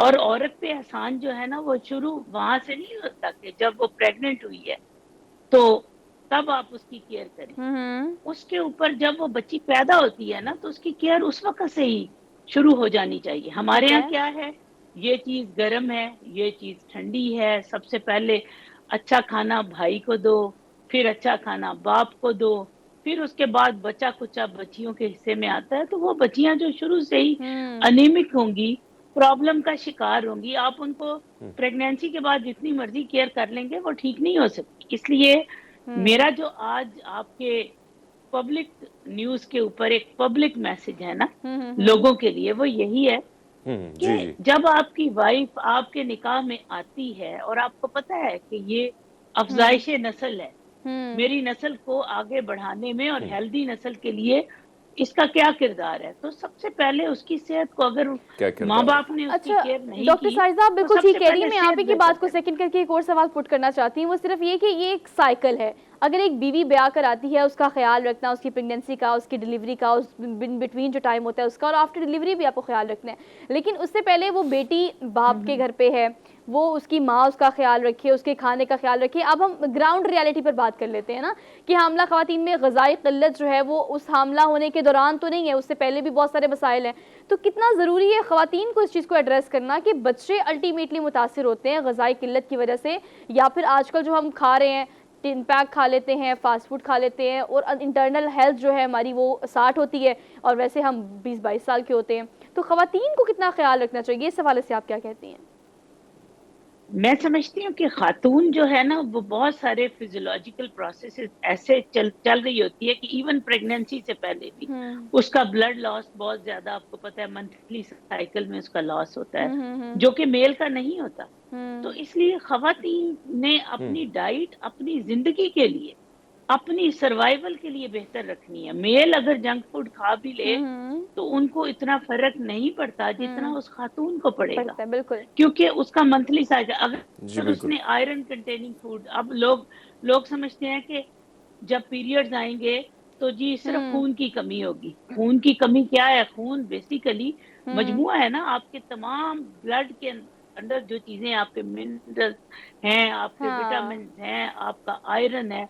लोगों के ज़हन में आता है कि सिर्फ आयरन की गोलियां लेने से खून की कमी पूरी हो जाएगी। और दिस इज साथ ही नॉट साहब ट्रू। एक और चीज ऐड कर लें कि ये एक्चुअली तमाम चीजें अच्छा देखिए डॉक्टर आज साहब, आपने खातून बड़ा को खूबसूरत मैसेज दिया, मुझे बड़ा अच्छा लगा पर्सनली, और मेरे ख्याल में अगर इस मैसेज को कोई समझे तो बहुत घर जो है वो बिगड़ने के बजाय वो संवर सकते हैं। आपने बड़ा अच्छा वो जो रेस किया। लेकिन आपसे जानना चाहूँगा, आप नहीं समझती कि ख़वातीन ही ख़वातीन को नहीं समझ पाती? वो हिंदुस्तान का बड़ा खूबसूरत सा ड्रामा था, सास भी कभी बहू थी, यानी एक बहू को जो ले आते हैं हम लोग, एक तो खाने पीने के हवाले से आपने बात की, फिर हम ये देखते हैं कि जो टॉर्चर किया जाता है, जो तंजिया बातें की जाती है हमारे सारे इमोशनली, घरों में। ऐसा नहीं है कि हम बड़े अच्छे हैं, हर घर की कहानी यही है। तो ये जो टॉर्चर करना है, आने वाली नस्ल जो आने वाली जो नस्लें, आने वाले जो पैदा होने वाला बच्चा है, उस पर कितना फर्क पड़ता है? बड़ा ही खूबसूरत आपने सवाल किया है। जैसे आप खुद हैं वैसे ही आपका सवाल है। हाँ, बात यह है बहुत शुक्रिया कि जी। जब आप किसी को मेंटली टॉर्चर करते हैं ना, तो बॉडी के अंदर ऐसे जी। केमिकल्स पैदा होते हैं बिल्कुल। कि जो आप ये समझें कि आपने घर की सफाई की, खूबसूरत आपने टेक केयर की, और उसके बाद आपने तेजाब डाल दिया दीवारों में। ठीक है, हाय ऐसे हाय। ही है। उसमें ऐसे आपने, अगर आपने टॉर्चर किया, किसी को मेंटल ट्रॉमा दिया, और बेशक आपने अच्छी डाइट दी थी, लेकिन उस डाइट में आपने एसिड शामिल कर दिया, तेजाब शामिल कर दिया, तो वो क्या होगा? तेजाब जो है वो कोरोसिव एक्टिविटी करता है, तो वो खा जाता है, आपकी अंदर से दीवारों को खा जाएगा, अंदर से खोखला कर देगा। जब आप अपने आने वाले बच्चे के घर को खोखला कर रहे हैं, उसकी दीवारों में एसिड फेंक रहे हैं, तो क्या आप समझते हैं कि वो बच्चा जो है वो बिल्कुल सही सलामत पैदा होगा और आपकी नस्ल तंदुरुस्त होगी? नहीं, उसमें यकीनन ऐसी प्रॉब्लम्स आएंगी जो कि आपको बाद में भुगतनी पड़ेंगी। तो बेहतर यही है कि आप अपनी नस्ल के लिए जो है उस औरत की रिस्पेक्ट करें, उसको ना सिर्फ उसका जिस्मानी फूड दें, बल्कि इसको कटिंग स्टोरी इन शॉर्ट, उसका सोल का फूड, उसका रूहानी फूड भी उतना ही जरूरी है, क्योंकि अगर रूह जख्मी करेंगे तो इफेक्ट तो आएगा जिस्म के ऊपर अच्छा डॉक्टर साहब, इस और पर आने एड्रेस वाली बड़ी कीजिएगा। खूबसूरत बात, स्टंटिंग की अगर बहुत हम ही बात खूबसूरत। करें खास तौर पर, तो चले माओ की हमने बात कर ली, बेटियों की हमने बात कर ली, बहुओं को भी एड्रेस कर लिया। अब जो बच्चे इसका शिकार हो जाते हैं वो कितना बड़ा अलमिया है, उस पर बात करना भी कितना ज़्यादा ज़रूरी है कि आने वाली नस्ल को। और अगर कुल तादाद की बात की जाए तो एशिया में हामला खातिन की तो हम बात करें, लेकिन पूरी दुनिया में इन बच्चों की तादाद 5 करोड़ से भी ज़ायद हो गई है। तो इस मसले को बर वक्त एड्रेस करना या बर वक्त इस पर काम करना, कैसे किया जा सकता है इस पर काम?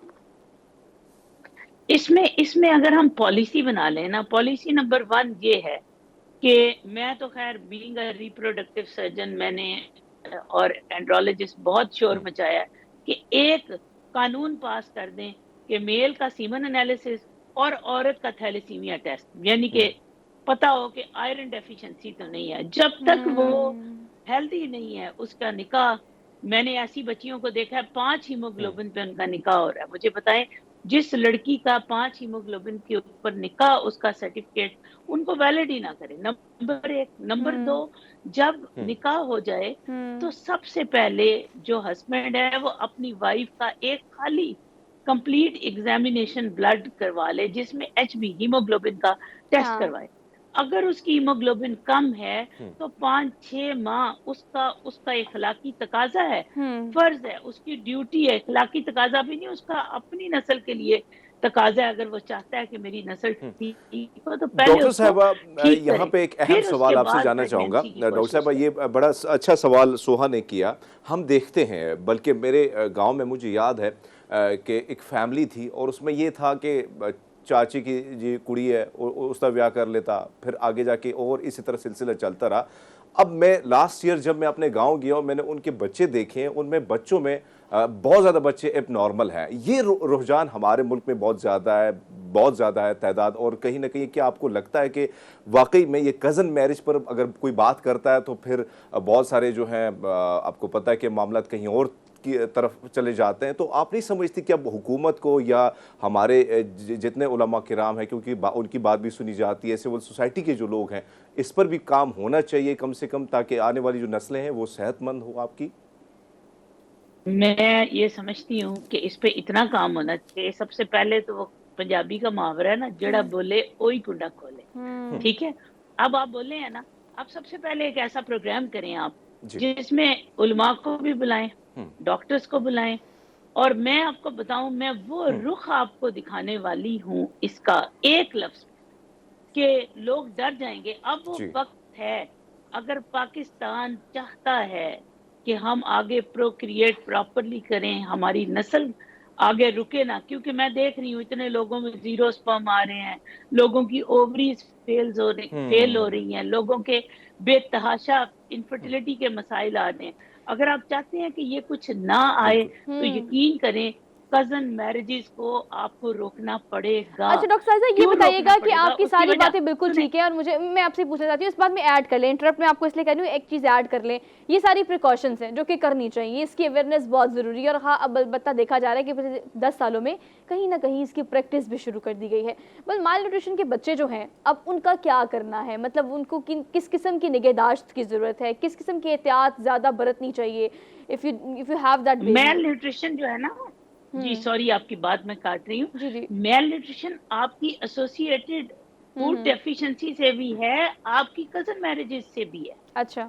रिपीटेड जब रेप्लिकेशन, उन्होंने जो सवाल किया था ना, ये आपके टॉपिक से हट के नहीं है, आपकी जब रिपीटेड, क्योंकि होता क्या है, सही बात है। थैलेसीमिया एक फैमिली में चल रहा है, ठीक है एक ठीक है। फैमिली में चल रहा है, कजन्स में चल रहा है, थैलेसीमिया माइनर है, तो मेल न्यूट्रिशनल डेफिशिएंसी तो आ गई ना। अब ठीक है। आगे बच्चा आ गया, अल्लाह माफ करे, थैलेसीमिया मेजर का आ गया, तो क्या है, वो भी तो डेफिशिएंसी है ना। ब्लड ही नहीं, अंदर ब्लड की प्रोडक्शन ही नहीं हो रही, सारे अज़ा के अंदर जो है वो डेफिशिएंसी होगी, और नतीजा क्या आया, लीडिंग टू डेथ। ठीक है, अच्छा अब आ गई कि आपने कहा बच्चे न्यूट्रिशनल डेफिशिएंसी का शिकार हो गए। हो गए हैं। देखें, माँ को ट्रीट करना आसान है, हम्म। बच्चे को ट्रीट करना मुश्किल है। जब उसका न्यूट्रिशनल डेफिशिएंसी आ गई है, अगर उसके ऑर्गन उस न्यूट्रिशनल डेफिशिएंसी से डैमेज हो गए, तो फिर उसको ट्रीट करना मुश्किल है। मुश्किल है, अगर बिल्कुल उसके मुश्किल है। ऑर्गन अभी डैमेज नहीं हुए, हमारे यहाँ लोग कहते हैं वो जी बड़ा प्यारा बच्चा है, पोपलू सा है, मोटू सा है, बड़ा प्यारा है, वो बच्चा अपनी जगह से हिल भी नहीं सकता। एक्चुअली वो आयरन डेफिशिएंसी का शिकार होता है, लोगों को पता ही नहीं होता। तो बात यह है कि अपने बच्चों का कम से कम एक टेस्ट तो कराएं, एक पीडियाट्रिक एवेल्युएशन कराएं, आपको पता हो इससे पहले कि उसके ऑर्गन फेल हो जाएं बच्चे के। अगर उसको न्यूट्रिशनल डेफिशिएंसी है तो doctor is the right person जो कि उसको ट्रीट करेगा। अच्छा डॉक्टर साहब, एक और घर चीज़ बैठे एड्रेस हुए कीजिएगा, अभी हमने जब टॉपिक शुरू किया ना, तो ग्राउंड रियलिटी हमारी, मतलब हम इस पर बात करना चाह रहे थे कि जो हकीकत है, अब ग़िज़ाई किल्लत जो है, अब आप जो बता रही हैं वो प्रिकॉशंस भी हैं जो कि करनी चाहिए, मर्द हज़रात को भी, ख़वातीन को भी, घर के बड़ों को भी इस चीज़ का खास ख्याल रखना चाहिए, ताकि आने वाली जो नस्ल है, जो बच्चे हैं, वो तंदुरुस्त पैदा हों, किसी भी चीज़ का शिकार ना हो। लेकिन ग़िज़ाई किल्लत की अगर हम ख़ास तौर पर बात करें तो इंटरनल हेल्थ और एक्सटर्नल हेल्थ, ये दो मुख्तलिफ चीज़ें जिसको समझना बहुत ज़्यादा ज़रूरी है। एक खातून जो अपने साथ इतना अपनी हेल्थ के साथ इतना कॉम्प्रोमाइज़ करती है, आजकल की वर्किंग वुमन की हम बात कर लेते हैं, उन्हें आप क्या सजेस्ट करती हैं? शादी से पहले ये टेस्ट कराना चाहिए, ये तो सारा सीन है, तो करना चाहिए आपको, लेकिन ग़िज़ा को लेके, डाइट्स को लेके, आजकल तो आप देखिए हर एक दूसरी औरत इस मसले में है घिरी हुई कि हमने डाइट करनी है, वेट लूज़ करना है, अंदर कुछ बचता नहीं है, बाद में बच्चे पैदा होते नहीं है, और इस तरह की चीज़ें। देखिए, आप वेट जरूर कंट्रोल करें, रिड्यूस करना और कंट्रोल करना इज समथिंग एल्स। बात यह है कि खूबसूरती सिर्फ जीरो साइज में नहीं है, पहली तो बात ये जान लें। खूबसूरती जो है वो आपकी सोल से आती है। कुछ लोग प्लस साइज होके भी बहुत खूबसूरत लगते हैं, कुछ जीरो साइज होके भी बहुत बुरे लगते हैं। आई एम सॉरी, ये चीजें जो पहले तो खवातीन समझ लें। हेल्थ जो है वो हेल्थ आपकी स्टार्ट होती है आपके रूटीन के बिहेवियर, रूटीन की, आपकी रूटीन से। अगर आपकी रूटीन में है ही नहीं, आपने ब्रेकफास्ट ओमिट कर देना है, जिसके ऊपर इस्लाम में, तिब्बे नबवी में डॉक्टर्स ने इतना बड़े अहकाम कुछ है। कहा, आपने जी ब्रेकफास्ट करना है, नहीं जी फैशन, ठीक है। फिर आपने खाना वो खाना है जो बॉडी आपकी रिकग्नाइज ही नहीं करती। जंक फूड को बॉडी रिकग्नाइज नहीं करती। लड़कियों में पॉलीसिस्टिक ओवरी आ रही है, जब आपकी हाइपर इंसुलिनीमिया आ गया, आपने ऐसी डाइट ले ली कि इंसुलिन ही आपकी स्पाइक पे चली गई, तो फिर आप जो मर्जी करते रहें, फिर आप पतले होने का आप ठीक है छोड़ डॉक्टर साजिदा, थैंक यू ठीक सो है, मच फॉर जॉइनिंग पतला अस। होना बातें छोड़ बिल्कुल दें। ठीक है कि ज्यादती दरअसल हम अपने साथ खुद करते हैं और फिर जिसके मसाइल है वो आने वाले बच्चों यानी आने वाली नस्ल को भुगतने पड़ते हैं। तो it's alarming situation for all those girls. Hear me out कि अपना भी ख्याल रखना बहुत ज़्यादा ज़रूरी है। तो इस ज़माने चले गए हैं। वैसे मेरे कल परसों बात करी थी एक गायनेकोलॉजिस्ट से, उन्होंने कहा कि बच्चों में, ख़वातीन में इस चीज़ का शऊर पैदा करना बहुत ज़्यादा ज़रूरी है कि शादी से पहले भी गायनेकोलॉजिस्ट को आपको रुजू करना चाहिए अपनी इंटरनल हेल्थ के लिए, क्योंकि आगे आपने एक नस्ल बढ़ानी होती है। तो अपना ख्याल रखें और बहुत सारा रखें। हमने एक ब्रेक लेनी है, वापस आते हैं, देखते रहिए प्रोग्राम जिसे हम कहते हैं good morning public. Welcome back after the break. गर्मी आ नहीं रही, गर्मी आ चुकी है, लेकिन लाहौर में, इस्लामाबाद में या कराची में भी चीज़ें चल रही हैं, मतलब ट्रांजिशन मराहिल में अगर आप देखें तो।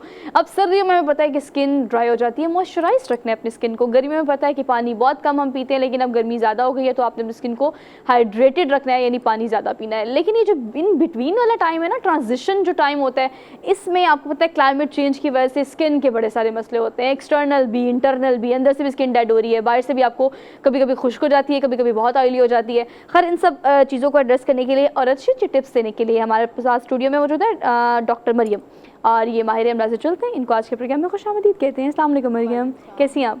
Maryam, thank you so much for being here और it always good to see you. अब अच्छी अच्छी टिप्स देनी है आपने हमने, लेकिन शुरू में हमें पहले ये बता दें कि अब मौसम चेंज हो रहा है और कभी कभी स्किन ऐसा रिएक्ट करती है मेरी, तो मैं अपने मसले को एड्रेस करूँगी। कभी बहुत खुश्क हो जाती है और कभी बहुत ऑयली हो जाती है। इस टाइम पीरियड में आपको क्या करना चाहिए, खाने के एतबार से भी और प्रोडक्ट्स इस्तेमाल करने के एतबार से भी? अच्छा सोहा, जैसे आपने देखा, जब बताया भी कि स्किन एकदम से ड्राई हो जाती है, कुछ लोगों की पहले ऑयली होती है, फिर विंटर में आके ड्राई हो जाती है, और कुछ की पहले ड्राई होती है और विंटर में समर्स में ऑयली होना शुरू हो जाती है। तो ट्रांजिशन में सबसे ज़्यादा ज़रूरी ये है कि अपनी डाइट का और स्लीप का भी ख्याल रखा जाए। और डाइट में ये है कि पानी सबसे इम्पॉर्टेंट है कि पानी, आप सर्दियों पानी पीना है आपने। 2 से 3 लीटर पानी तो मिनिमम है कि आप पिए। जितना पियेंगे स्किन रेडिएंट रहेगी, चाहे सर्दियाँ हो चाहे गर्मियाँ। ग्लास बढ़ गए आप? बचपन में तो हमें कहते थे कि 8 से 10 ग्लास। 8 से 10 अब बढ़ गए हैं, क्योंकि अब क्योंकि पॉल्यूशन बढ़ गई, ठीक है ना, हमारी डाइट भी इतनी डिफरेंट हो गई है, हमारा स्ट्रेस बहुत बढ़ गया है, ठीक है। तो इसलिए पानी का भी कहते हैं। और फिर हम स्वेट, जैसे एक्सरसाइज आजकल बहुत लोग करते हैं, तो एक्सरसाइज भी रखें अपने साथ, एक्सरसाइज करें, उससे भी आपकी जो बॉडी है उस पर पॉजिटिव फीडबैक आता है, तो बहुत अच्छा वो रहता है, ठीक है। और फिर मैं आपको बताऊंगी कि जैसे मौसम चेंज हो गया, एकदम से गर्मी इस दफ़ा बहुत जल्दी आ गई है, ट्रांजिशन कम रही और एकदम से जो है वो समर आ गया है। तो उसमें ये कि फ्रूट्स अब जो है छिलकों के साथ, ठीक है, वो इस्तेमाल करें, छिलकों के साथ इस्तेमाल करें। सेब, ठीक है, फिर खीरा, सब्जियों में आप खीरा लें, टमाटर लें, ठीक है। और ये ज़रूरी नहीं कि बहुत ज़्यादा, 1 या 2 भी आप लें तो भी बहुत अच्छा रहता है। फिर आड़ू का सीज़न आएगा तो आड़ू आप छिलके के साथ इस्तेमाल करें। इस्तेमाल किया जाता है ना, मतलब खाने खीरों को जैसे आंखों पे रख लेते हैं। अच्छा, मैं आपको कहूँगी उसके बजाय आप खा लें तो आपको डबल बेनिफिट ही होगा।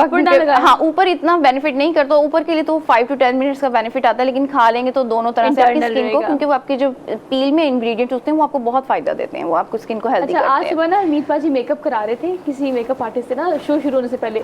तो मेकअप आर्टिस्ट ने हरमीत पाजी से कहा स्किन का मसला हो रहा है, तो आगे से हरमीत पाजी ने कहा हाँ मसला खराब लग रहा है, लेकिन लड़कों का भी कुछ बता दें। हरमीत से सवाल ले लेते हैं, उनसे पूछते हैं कि वो मर्द हज़रात के स्किन के मसाइल में क्या सवाल पूछना चाहते हैं।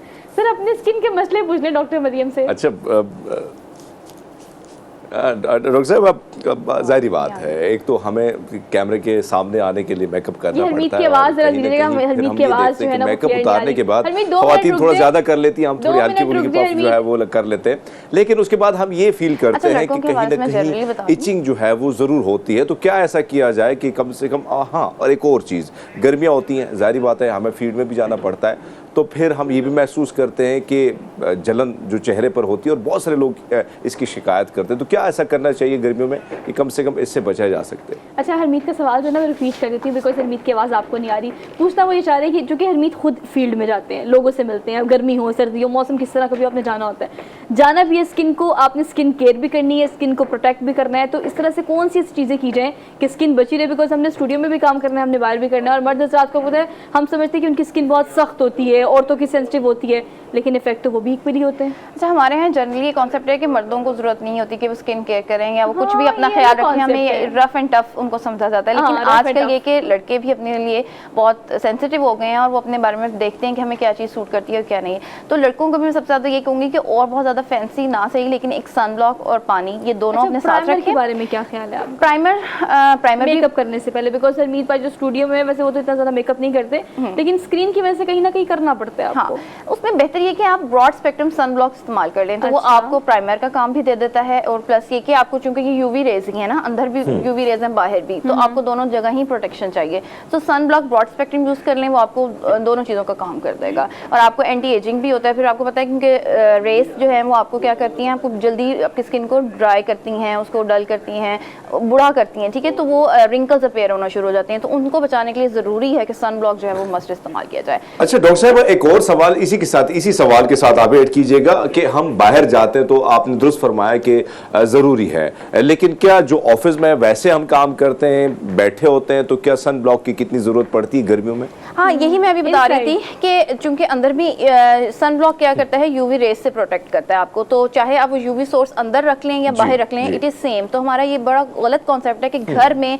ये काम करते हुए हमें इस चीज़ की जरूरत नहीं है। लैपटॉप में से भी यूवी रेज निकल रही हैं, लाइट्स में भी यूवी रेज हैं, यूवी लैंप्स हैं हमारे पास आजकल, ठीक है। सो फ्लोरेसेंट लाइट्स जितनी भी हैं वो यूवी ही हैं, तो इसलिए हमें सन ब्लॉक लगाना है। प्रोटेक्शन फ्रॉम लाइट्स और रेज ना, it's a protection from rays, तो आप इसको अप्लाई करें, इसको आप अंदर हो चाहे बाहर हो, आप अप्लाई करें। अच्छा डॉक्टर साहब, एक और चीज़ बड़ी होती है, वो ये होती है कि आपको पता है गर्मियों में बिला वजह ही आपके हाथ पाँव ठीक हो जाते हैं, और सर्दियों में बिला वजह हाथ पाँव, हालांकि हम मॉइस्चराइज करते हैं, वो आपको लगता है कि डल हो जाते हैं, थोड़ा टैन हो जाती है आपकी स्किन। तो स्किन के साथ साथ अगर हम फेस की बात करें तो हाथों पैरों का ख्याल रखने के लिए भी बताइएगा। अच्छा, हाथों का वो यही है कि जैसे ही टेम्परेचर कम होता है तो हमारी ब्लड सर्कुलेशन कम हो जाती है, उसको बढ़ाने के लिए ही बेसिकली अब कॉन्सेप्ट है कि पानी ज़्यादा पिएं ताकि आपका ब्लड प्रेशर मेंटेन रहे, स्किन की टोन बेहतर रहती है, तो फिर वो जब सर्कुलेशन बेहतर होती है तो वो खुद ब खुद ही आपका कलर बेहतर लगना शुरू हो जाता है। सो उसमें मैं आपको ये कहूँगी, एक तो मॉइस्चराइज करें, क्योंकि ड्राई स्किन जल्दी एज भी होती है और वो डल भी होती है और वो जल्दी डार्क भी हो जाती है, और यही मकसद है सन ब्लॉक भी लगाने का, सर्दियों में भी गर्मियों में भी, कि हम उसको रेस से बचाएं ताकि वो जो हमारी एक इमीडिएट डलनेस हमें फील हो रही होती है उससे हम उसको अच्छा डॉक्टर साहब, एक और चीज़ जो बड़ी आजकल, डॉक्टर साहब, मैं एक और सवाल आपसे करना चाहूंगा। जाहिर बात है हम चेहरे पे भी बात करते हैं, बालों की भी बात करते हैं, और कहीं ना कहीं हाथों की खूबसूरती और पाँव की खूबसूरती, क्योंकि ख़वातीन चाहती यही है कि पाँव प्यारे रहें, हाथ प्यारे रहें। आपसे जानना चाहूँगा, ऐसे में हम देखते हैं कि बहुत सारे ऐसी अमराज हैं जल्द के हवाले से कि उमूमन हम ये शिकायत भी सुनते नज़र आते हैं कि भाई ट्रीटमेंट किया, ठीक नहीं हुआ, दोबारा फिर वही प्रॉब्लम। तो क्या कौन सी गलतियाँ होती हैं जिसकी वजह से रिकवरी नहीं होती? क्या करना चाहिए ऐसे में? और क्या, एक तो हम इसकी बात करें, स्किन के हवाले से बात करें, तो इसका ट्रीटमेंट इतना एक्सपेंसिव क्यों होता है? ये थोड़ा सा क्लियर कीजिएगा। अच्छा, जो स्किन डिजीजेज है ना, उसमें ये होता है कि जैसे ही हमें थोड़ा सा फर्क पड़ना शुरू होता है तो हमारी एक कॉमन साइकी है कि हम ड्रग छोड़ देते हैं, हम उसको, और क्या होता है, अर्ली क्विटिंग की वजह से आपका ट्रीटमेंट जो है वो पूरा ही नहीं होता। जब एक कंप्लीट साइकिल ही पूरा नहीं होता तो आपको एक तरह से कह लें कि ट्रीटमेंट पूरा नहीं मिलता, तो इस वजह से वो हमें जल्दी जो है ना उसका मतलब डिजीज़ आपको दोबारा, या जैसे प्रॉब्लम है वो दोबारा आपको फील होना शुरू हो जाती है। तो उसमें सबसे बेहतर ये है कि आपको जो डॉक्टर ने मशवरा दिया है कि इतने दिन ये दवाई इस्तेमाल करनी है या ये केयर इतने दिन करनी है या इस चीज़ से बचना है, तो आप उतने दिन उसको फॉलो करें। उसका मकसद ही ये होता है ताकि आपको लॉन्गर टर्म पे वो चीज़ दोबारा से ना हो। ठीक है। अच्छा डॉक्टर साहब, एक और चीज़, नाइट केयर स्किन रूटीन जो है वो आजकल बड़ी चीज़ ट्रेंड में भी है, और जो कि अच्छी बात भी है। अब पहले तो मैं चाहती हूँ कि आप नाइट क्रीम्स को लेकर रिव्यू ज़रूर करें। सेकेंडली, फिर अगर हम नाइट क्रीम्स की बात करें तो एक हमारे पास लोकल मार्केट में मौजूद 1001 क्रीम है जिनमें मर्क्यूरी भी है और वो स्किन को ख़राब भी करती हैं, एक वो है।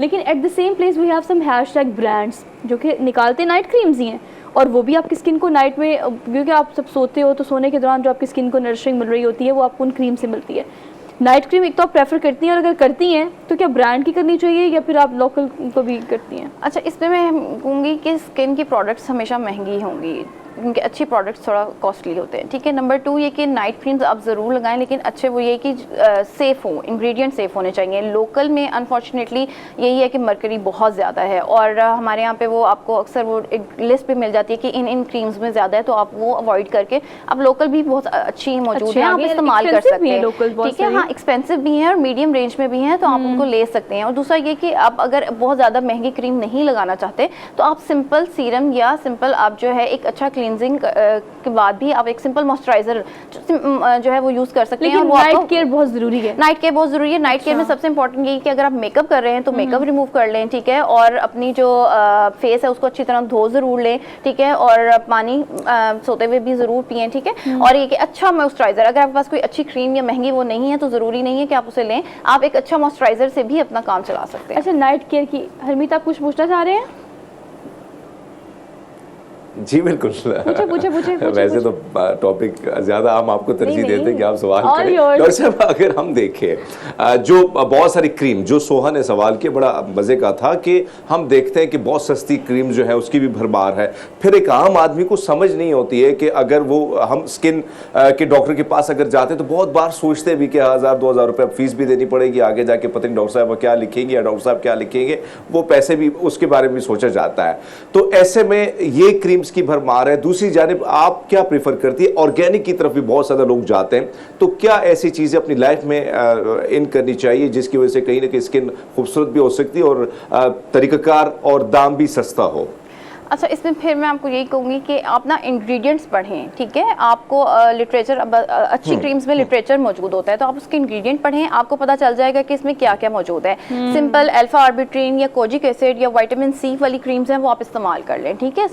इसके अलावा जो आपको इंस्टेंट वर्ड दे के 1 वीक में गोरा कर देगी या 1 डे में गोरा कर देगी या 10 दिन में, तो वो ना इस्तेमाल करेंगे। एक मैं आपको कहूँगी कि टिप है कि वो ना करें, क्योंकि इंस्टेंट का मतलब कि उसमें ऐसे हार्मफुल केमिकल डले जो आपको बहुत जल्दी रिजल्ट देंगे, तो वो आपको डैमेज करेंगे।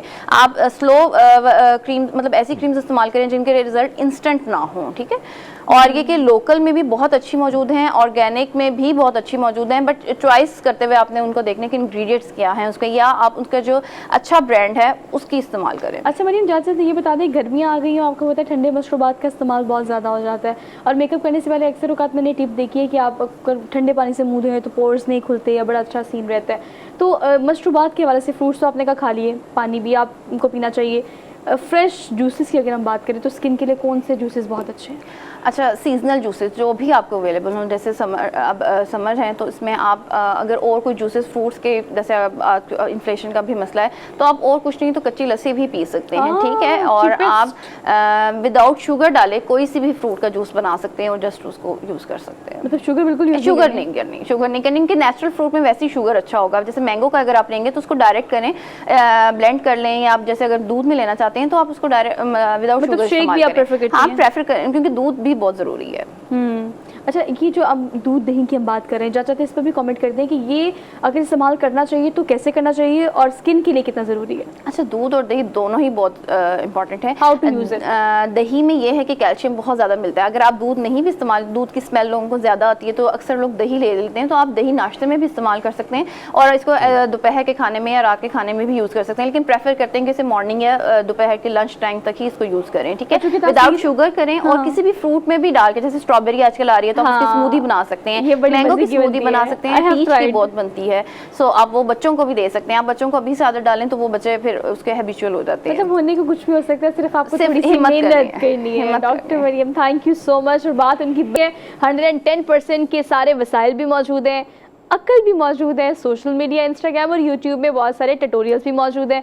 तो ख्याल तो फिर आपको अपना खुद रखना है, तो थोड़ा सा जाग जाएं, बिकॉज गर्मी आ गई है तो हर चीज़ का ख्याल आपको रखना है। क्विक ब्रेक लेते हैं, वापस आते हैं। Keep watching good morning public. Welcome back after the break. So Pakistan super league के 4 टीमें हमें मिल गई हैं, और हम लाहौर कलंदर्स की अगर बात करें तो अपनी टीम को बरकरार रखे हुए शाहीन शाह अफरीदी, जो कि दरअसल मुझे लगता है कि अल्लामा इकबाल के सही शाहीन, इस दफ़ा आपको पता है कि जितनी रॉकेट उन्होंने पूरी परफॉर्मेंस दी है अपनी टीम को, जिस तरह से डेकोरम से चलाया है, जो गाइडलाइन ट्रेनिंग और जो उन्होंने पूरा कॉम्बिनेशन बना के रखा, उसको अप्रिशिएट करना तो बनता है। लेकिन अगर बाकी टीम्स की हम बात करें तो आपको पता है कि प्रोग्राम के आगाज़ में मैंने आपसे कहा कि Lahore Qalandars number 1, Multan Sultan second number पर, इस्लामाबाद यूनाइटेड तीसरा और उसके बाद पेशावर चौथे नंबर पर, यानी ये टीम्स हमारे पास आ चुकी हैं। लेकिन अब फाइनल का इंतजार है हम सबको, और हम सब बहुत एक्साइटेड भी हैं इस चीज़ को। लेकिन एक्साइटमेंट में एक चीज़ का बड़ा ख्याल रखना पड़ता है, वो है तमाम तर टेक्निकलिटीज़ क्रिकेट को लेके। तो किस टीम को कितना किस चीज़ का ख्याल रखना पड़ेगा, इस पर हम बात कर लेते हैं। और राना बोबी स्टूडियो में हमारे साथ मौजूद है, क्रिकेट एनालिस्ट हैं। तो आपके प्रोग्राम, आज के प्रोग्राम में आपको खुशामदीद कहते हैं। अस्सलाम वालेकुम। वालेकुम अस्सलाम। कैसे हैं आप? I am fine. Thank you so much for being here, good to see you. Same sir here. कहिएगा कि बहुत सारी चीज़ें हैं, एक्साइटमेंट लेवल लाहौरियों का तो खासतौर पे लाहौर कलंदर्स को लेकर एक्स्ट्रा ऑर्डिनरी है, और आपको पता है जोश में होश को कायम रखना बड़ा ज़रूरी होता है। टॉप ऑफ द ऑल पहले लाहौर कलंदर्स की बात कर लेते हैं। जिस पेस से चल रहे थे वैसे चलना चाहिए या कुछ चेंजेस करने चाहिए? Obviously pace should be the same. बात करते हैं ओवरऑल परफॉर्मेंस की, तो पाकिस्तान सुपर लीग 8 में जितनी भी हमारी 6 टीम्स हैं उन्होंने बहुत ज़बरदस्त परफॉर्म किया है, और नए लड़के बहुत सामने आए हैं। कुछ ऐसे लड़के हैं जिन्हें डोमेस्टिक से निकाला गया और PSL में उनको चांस दिया गया है, ताकि उनकी जो एबिलिटी है वो इन्हांस हो सके और उनको चेक किया जा सके कि क्या वो नेशनल टीम के लिए खेल सकते हैं या वो नेशनल इंटरनेशनल सीरीज खेल सकते हैं। तो ये चीज़ देखते हुए बहुत ही अच्छा परफॉर्म किया कुछ लड़कों ने, जिसमें Saim Ayub is one of the names जो कि बहुत उभर के सामने आया है। ठीक है, आपके फ़हीम हैं, फ़हीम अशरफ ने बहुत अच्छा एक ऑलराउंडर अपना गेम प्ले किया है। ठीक है, इस्लामाबाद यूनाइटेड की तरफ से।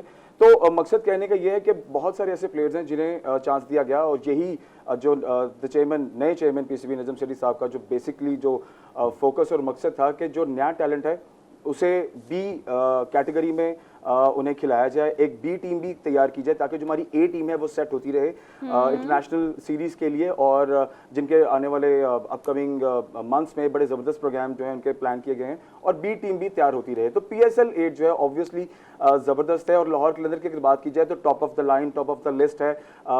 बड़ा क्रिटिसिज्म फेस किया है और बड़े मुश्किल हालात लाहौर कलंदर ने देखे, लेकिन आप ये देखें कि उन्होंने अपनी हिम्मत नहीं हारी। ठीक है, कंसिस्टेंसी से चलते रहे ऑब्वियसली। और वो कहते हैं ना, पेवस्ता रहा शजर से उम्मीदें बाहर रख, तो खैर हुआ लास्ट ईयर, और अब इस साल भी जो है वो टॉप ऑफ द लाइन है लाहौर कलंदर। बाकी पीछे पीछे टीम्स आ रही हैं, अनफॉर्चुनेटली जो Karachi Kings and Quetta Gladiators नहीं आगे बढ़ पाए, लेकिन अब सिचुएशन जो है वो ऑलमोस्ट सेम है। देखिए, क्वालिफायर राउंड होगा कल, उसका फर्स्ट मैच होगा क्वालिफायर राउंड का, जिसमें लाहौर कलंदर और मुल्तान सुल्तान आमने सामने होंगे, और उसके बाद एलिमिनेटर राउंड होगा जो कि पेशावर ज़ल्मी एंड इस्लामाबाद के दरमियान होगा।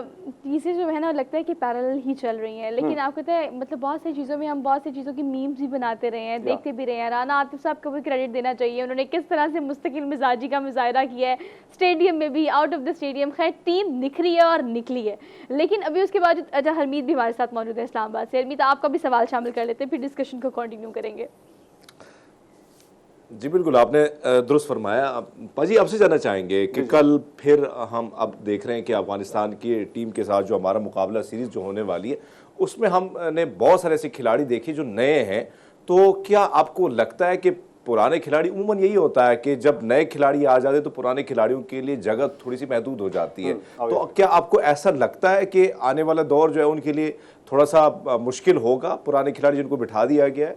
नहीं, बिल्कुल भी मुश्किल नहीं होगा। और अगर आपने कल की प्रेस कॉन्फ्रेंस नजम शेरी साहब की अगर देखी है, तो उसमें उन्होंने इसी चीज़ को क्लियर किया है, क्योंकि मीडिया बहुत कंफ्यूज था और कोर्स फैंस भी बहुत कंफ्यूज थे कि बाबर आजम को रेस्ट दिया गया है, शाहीन अफरीदी को रेस्ट दिया गया है, हारिस राउफ हैं, फ़खर जमान हैं। ठीक है, ये 4-5 जो मेन टॉप लीडिंग हमारे प्लेयर्स हैं पाकिस्तान नेशनल टीम के, उन्हें रेस्ट दिया गया जस्ट बिकॉज ऑफ एक तो नया टैलेंट भी तो सामने लाना है। देखिए, ये बहुत ज़रूरी है कि टॉप ऑफ द लाइन तो हमारे पास 11 जो प्ले 11 मौजूद है, लेकिन जो बैकएंड पे हमारा एक टैलेंट आ रहा है, जैसे PSL में अभी मैंने पहले बात की कि PSL में नया टैलेंट बहुत सामने आया है। अब उसी तमाम तरह टैलेंट को लेकर के जा रहे हैं टुवर्ड्स शारजा, जो कि अफगानिस्तान के अगेंस्ट खेलेंगे। ठीक है, और उसमें वो स्क्वाड बहुत मजे की है। मैं क्योंकि मैं PCB के लिए ग्राउंड होस्ट करता हूं मैचेस को, तो जो ग्राउंड रियलिटी है वो मैं बहुत अच्छे से एक्सपीरियंस करता हूं। तो ये तमाम तर प्लेयर्स मैंने मैच खेलते हुए देखे हैं। इसमें एक चीज पर बड़ी ज्यादा तनकीद हो रही है, जिसको आपकी नजर से भी वो गुजरे होगा, अगर हम मुख्तलिफ चैनल्स में बैठे या अखबारों की बात करें, तो उसमें 3 स्पिनर का शामिल करना है सीरीज में, इमाद वसीम, शादाब नवाज। इस पर आप क्या कमेंट्स करेंगे सर? देखिए, इमाद ऑलमोस्ट 2 साल बाद वापस आ रहे हैं, ऑलमोस्ट 2 से 2.5 साल के बाद। ठीक है, तो इमाद को शामिल करना ऑफ कोर्स बहुत जरूरी है। देखिए, एक पूरा आपके पास बुके होता है, एक बैलेंस होना बहुत जरूरी है इन बिटवीन द टीम। ठीक है, तो 3 spinners, 2 fast bowlers, medium fast bowlers आपके पास। आपको पता है कि पाकिस्तान की जो स्ट्रेंथ है वो बॉलिंग स्ट्रेंथ है।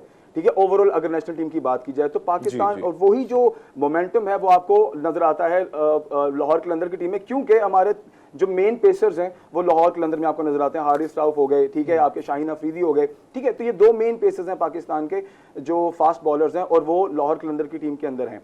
तो ऑब्वियसली ये जो स्क्वाड बनाया गया है अगेंस्ट अफगानिस्तान, मेरा पर्सनल ओपिनियन अबाउट दिस यही है कि दैट्स अ ग्रेट कॉम्बिनेशन। अच्छा। ठीक है, उसमें आजम खान को चांस दिया जा रहा है, फहीम अशरफ को चांस दिया जा रहा है, उसमें साइम अयूब को चांस दिया जा रहा है, ठीक है उसमें और जी, अगर आपने देखा हमने जितना PSL में देखा, हमने अब्बास अफरीदी को बड़ी अच्छी परफॉर्मेंस के साथ देखा, लेकिन यहाँ पे कल बिल्कुल आपने दुरुस्त फरमाया कि नजम सेठी की जो प्रेस कॉन्फ्रेंस थी उसमें एक चीज की बात की गई कि वाई हमने उसको क्यों फिर इग्नोर कर दिया, अब्बास को उसकी जगह जमान खान को लेके गए। इस पर आप क्या समझते हैं कि दोनों को की अगर दोनों को कंपेयर किया जाए तो आप किसको ज्यादा करीब समझते हैं कि इस वक्त होना चाहिए, बेटर ऑप्शन है अब्बास अफरीदी की जगह? देखें, इसमें अगर बात की जाए अब्बास अफरीदी के अगेंस्ट जमान खान को जगह देने की, तो Zaman is also a good player और Abbas is also a good player, ठीक है। मकसद ये है कि इस स्क्वाड के अंदर कुछ लोग, जो कुछ प्लेयर्स हैं जो नहीं भी उनको ऐड किया जा सका, लेकिन टॉप ऑफ द लाइन जिनकी परफॉर्मेंस रही है उन्हें इन फ्रंट रो में शामिल किया गया है, ठीक है। कुछ एक्सपीरियंस प्लेयर्स भी साथ में ऐड किए गए हैं ताकि एक तो एक्सपीरियंस भी रहेगा, ठीक है, और वो गाइड भी कर पाएंगे, और ये वो तमाम तर प्लेयर्स हैं जिनकी ओवरऑल परफॉर्मेंस बहुत अच्छी रही है। तो ऑफ कोर्स अब्बास को अगर अभी चांस नहीं मिला तो अभी आगे डोमेस्टिक आ रहा है, उसके बाद फिर दोबारा से अभी न्यूजीलैंड पाकिस्तान आ रही है, ठीक है।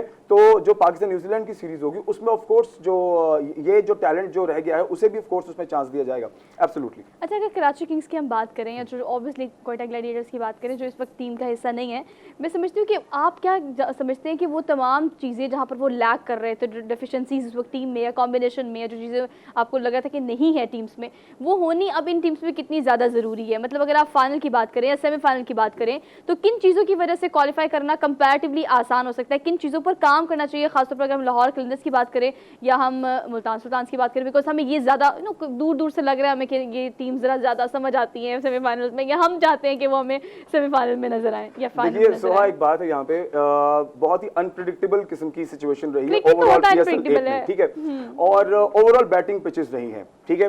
लाहौर भी बहुत ही जबरदस्त पिच है, बैटिंग पिच है, बहुत लंबे लंबे बड़े बड़े स्कोर बनते हैं। रावलपिंडी पिच भी जो है वो भी इस तरह से डिजाइन की गई कि उसमें भी आपने देखा होगा रिकॉर्ड्स बने और रिकॉर्ड्स टूटे। पिछले पूरे 8 सीजन के रिकॉर्ड्स जो है वो मुल्तान सुल्तान ने सबसे हाईएस्ट स्कोर कर दिया है, अब ये भी देखें PSL 8 में ओवरऑल, ठीक है। तो रिकॉर्ड्स बने और टूटे भी।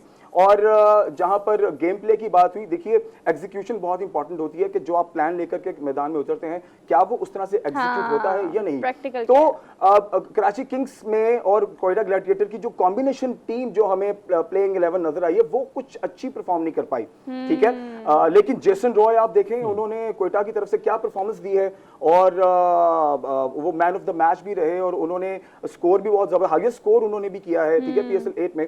तो आप देखिए कि प्लेयर्स अच्छे थे लेकिन समवेयर समहाउ आप ये कह सकते हैं कि कॉम्बिनेशन वो नहीं बन पाया जिस तरह से बाकी टीम्स ने अपने लिए कॉम्बिनेशन बनाया। अच्छा, अनप्रिडिक्टेबल जो चीज़ें होने की बात करें ना, क्रिकेट तो होता है अनप्रिडिक्टेबल है। आप लास्ट मैच देखते जो लाहौर में हुआ, मतलब हमने कैसे लाहौर कलंदर्स का वार्म वेलकम किया, क्या सजावट, क्या लिबर्टी टॉक, क्या इधर उधर सब कुछ, लेकिन कराचियंस ने जो परफॉर्मेंस उस वक्त दिखाई ना वो कोई भी टीम कभी भी दिखा सकती है। एग्जैक्टली, गुस्सा निकाला, 100 पे क्लियर कर दिया, गुस्सा निकाला है।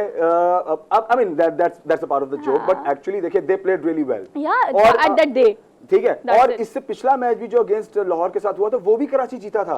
अब आई डोंट नो वो क्या ऐसी बात है, वो किस तरह से डोमिनेट कर एग्रेशन आ गया था ना, वो जो हारने के बाद वाला होता है, लेकिन वो फिर आखिर में काम तो खैर नहीं आया, लेकिन अनसर्टेनिटी बहुत ज्यादा है, अनप्रेडिक्टेबल इसीलिए बिकॉज आपको नहीं पता लगता। लाहौर की अगर हम पिच की बात करें, पिच की बात कर रहे हैं तो हम इस पर ज्यादा ही अजीबो गरीब चीजें होते हुए देखते हैं बाज़। बिल्कुल। और मैंने तो ओवरऑल, क्योंकि मैं पिछले 4 साल से पाकिस्तान क्रिकेट बोर्ड के साथ अटैच्ड हूँ, तो मैं बहुत सी चीजें ऐसी देखता हूँ जो कि अब अनप्लान्ड होती हैं और समझ नहीं आती कि ये क्या हो गया है at the very same spot. तो अभी जो सिचुएशन है वो बहुत जबरदस्त है। देखिए 10-10 मैचेस सब टीम्स ने खेले हैं। अभी जो क्वालिफायर राउंड है, एलिमिनेटर 1, 2 एंड देन फाइनल होगा, ठीक है। तो अब ये देखिए कि सबने 10-10 मैचेस खेले। आपकी जो लाहौर कलंदर ऑन टॉप है, 10 मैचेस खेले, 7 जीते 3 हारे। फिर मुल्तान सुल्तान ने 10 मैचेस खेले, ठीक है, 6 जीते 4 हारे। और बाकी 2 जो टीम्स है वो भी इस तरह से 5-5, 6-6 मैचेस खेल के अब मैदान में मौजूद हैं। अब ये देखिए कि there is a huge gap in between Multan Sultan and Lahore Qalandars की, जो अगर आप नेट रन रेट की बात करते हैं, बट उसके बावजूद भी अब दोनों का क्लैश होगा कल, और जो जीतेगा ऑफ कोर्स वो स्ट्रेट वे फाइनल में जाएगा। अच्छा, ये तो मेरी ख्वाहिश थी ना जिसका मैंने इजहार कर दिया आपसे, Quetta gladiators, I mean Multan Sultan और लाहौर कलंदर्स की। लेकिन आप बीइंग एनालिस्ट आप क्या देखते हैं, किसको क्वालिफाई करता हुआ देखते हैं फाइनल में या सेमीफाइनल में? देखिए प्रेडिक्शंस ऑफ कोर्स पहले से की जा सकती है, ठीक है। ओवरऑल अगर मैं बात करूं तो जो मुल्तान सुल्तान की टीम है वो बहुत कंपोज्ड आपको नजर आती है। समवेयर उन्होंने लैक किया in between the few matches behind, जिसकी वजह से वो लूज भी किए उन्होंने कुछ matches, but they are very good, they are very consistent and they are very well planned जब वो ग्राउंड के अंदर उतरते हैं, और उनके पास पे बैकअप बहुत अच्छा है, ठीक है। और उसके बाद अगर बात करते हैं लाहौर कलंदर की, तो लाहौर कलंदर की जो स्ट्रेंथ है वो बॉलिंग है, ठीक है। लेकिन बॉलिंग के साथ साथ उनके पास जो इनिशियल जो शुरू के बैट्समैन है, जो उनका मिडिल ऑर्डर है वो स्ट्रांग है, तो ये क्लैश तो बहुत ही जबरदस्त देखने को मिलेगा। आई एम 100% श्योर कि ये वन साइडेड नहीं होगा, ठीक है। तो कल का मैच बहुत ही अच्छा मोहम्मद पाजी, हमने देखा शाहीन शाह को कमाल की उनकी क़यादत थी, और लाहौर को अगर आप देखें तो पिछला ताज भी उनके सर रहा, और इस बार क्योंकि ऐसा लग रहा है और कहीं ना कहीं पिशावर से ताल्लुक रखने वाले या इस्लामाबाद से ताल्लुक रखने वाले लोग जो है अट्रैक्ट हो रहे हैं लाहौर कलंदर की तरफ। पहले ऐसा नहीं था, लेकिन फिर हमने इससे पहले ये देखा कि ये जब अफगानिस्तान की सीरीज आ रही थी उसमें यह कहा जा रहा था कि शाहीन शाह अफरीदी ही जो है पाकिस्तान टीम की कैप्टन होंगे।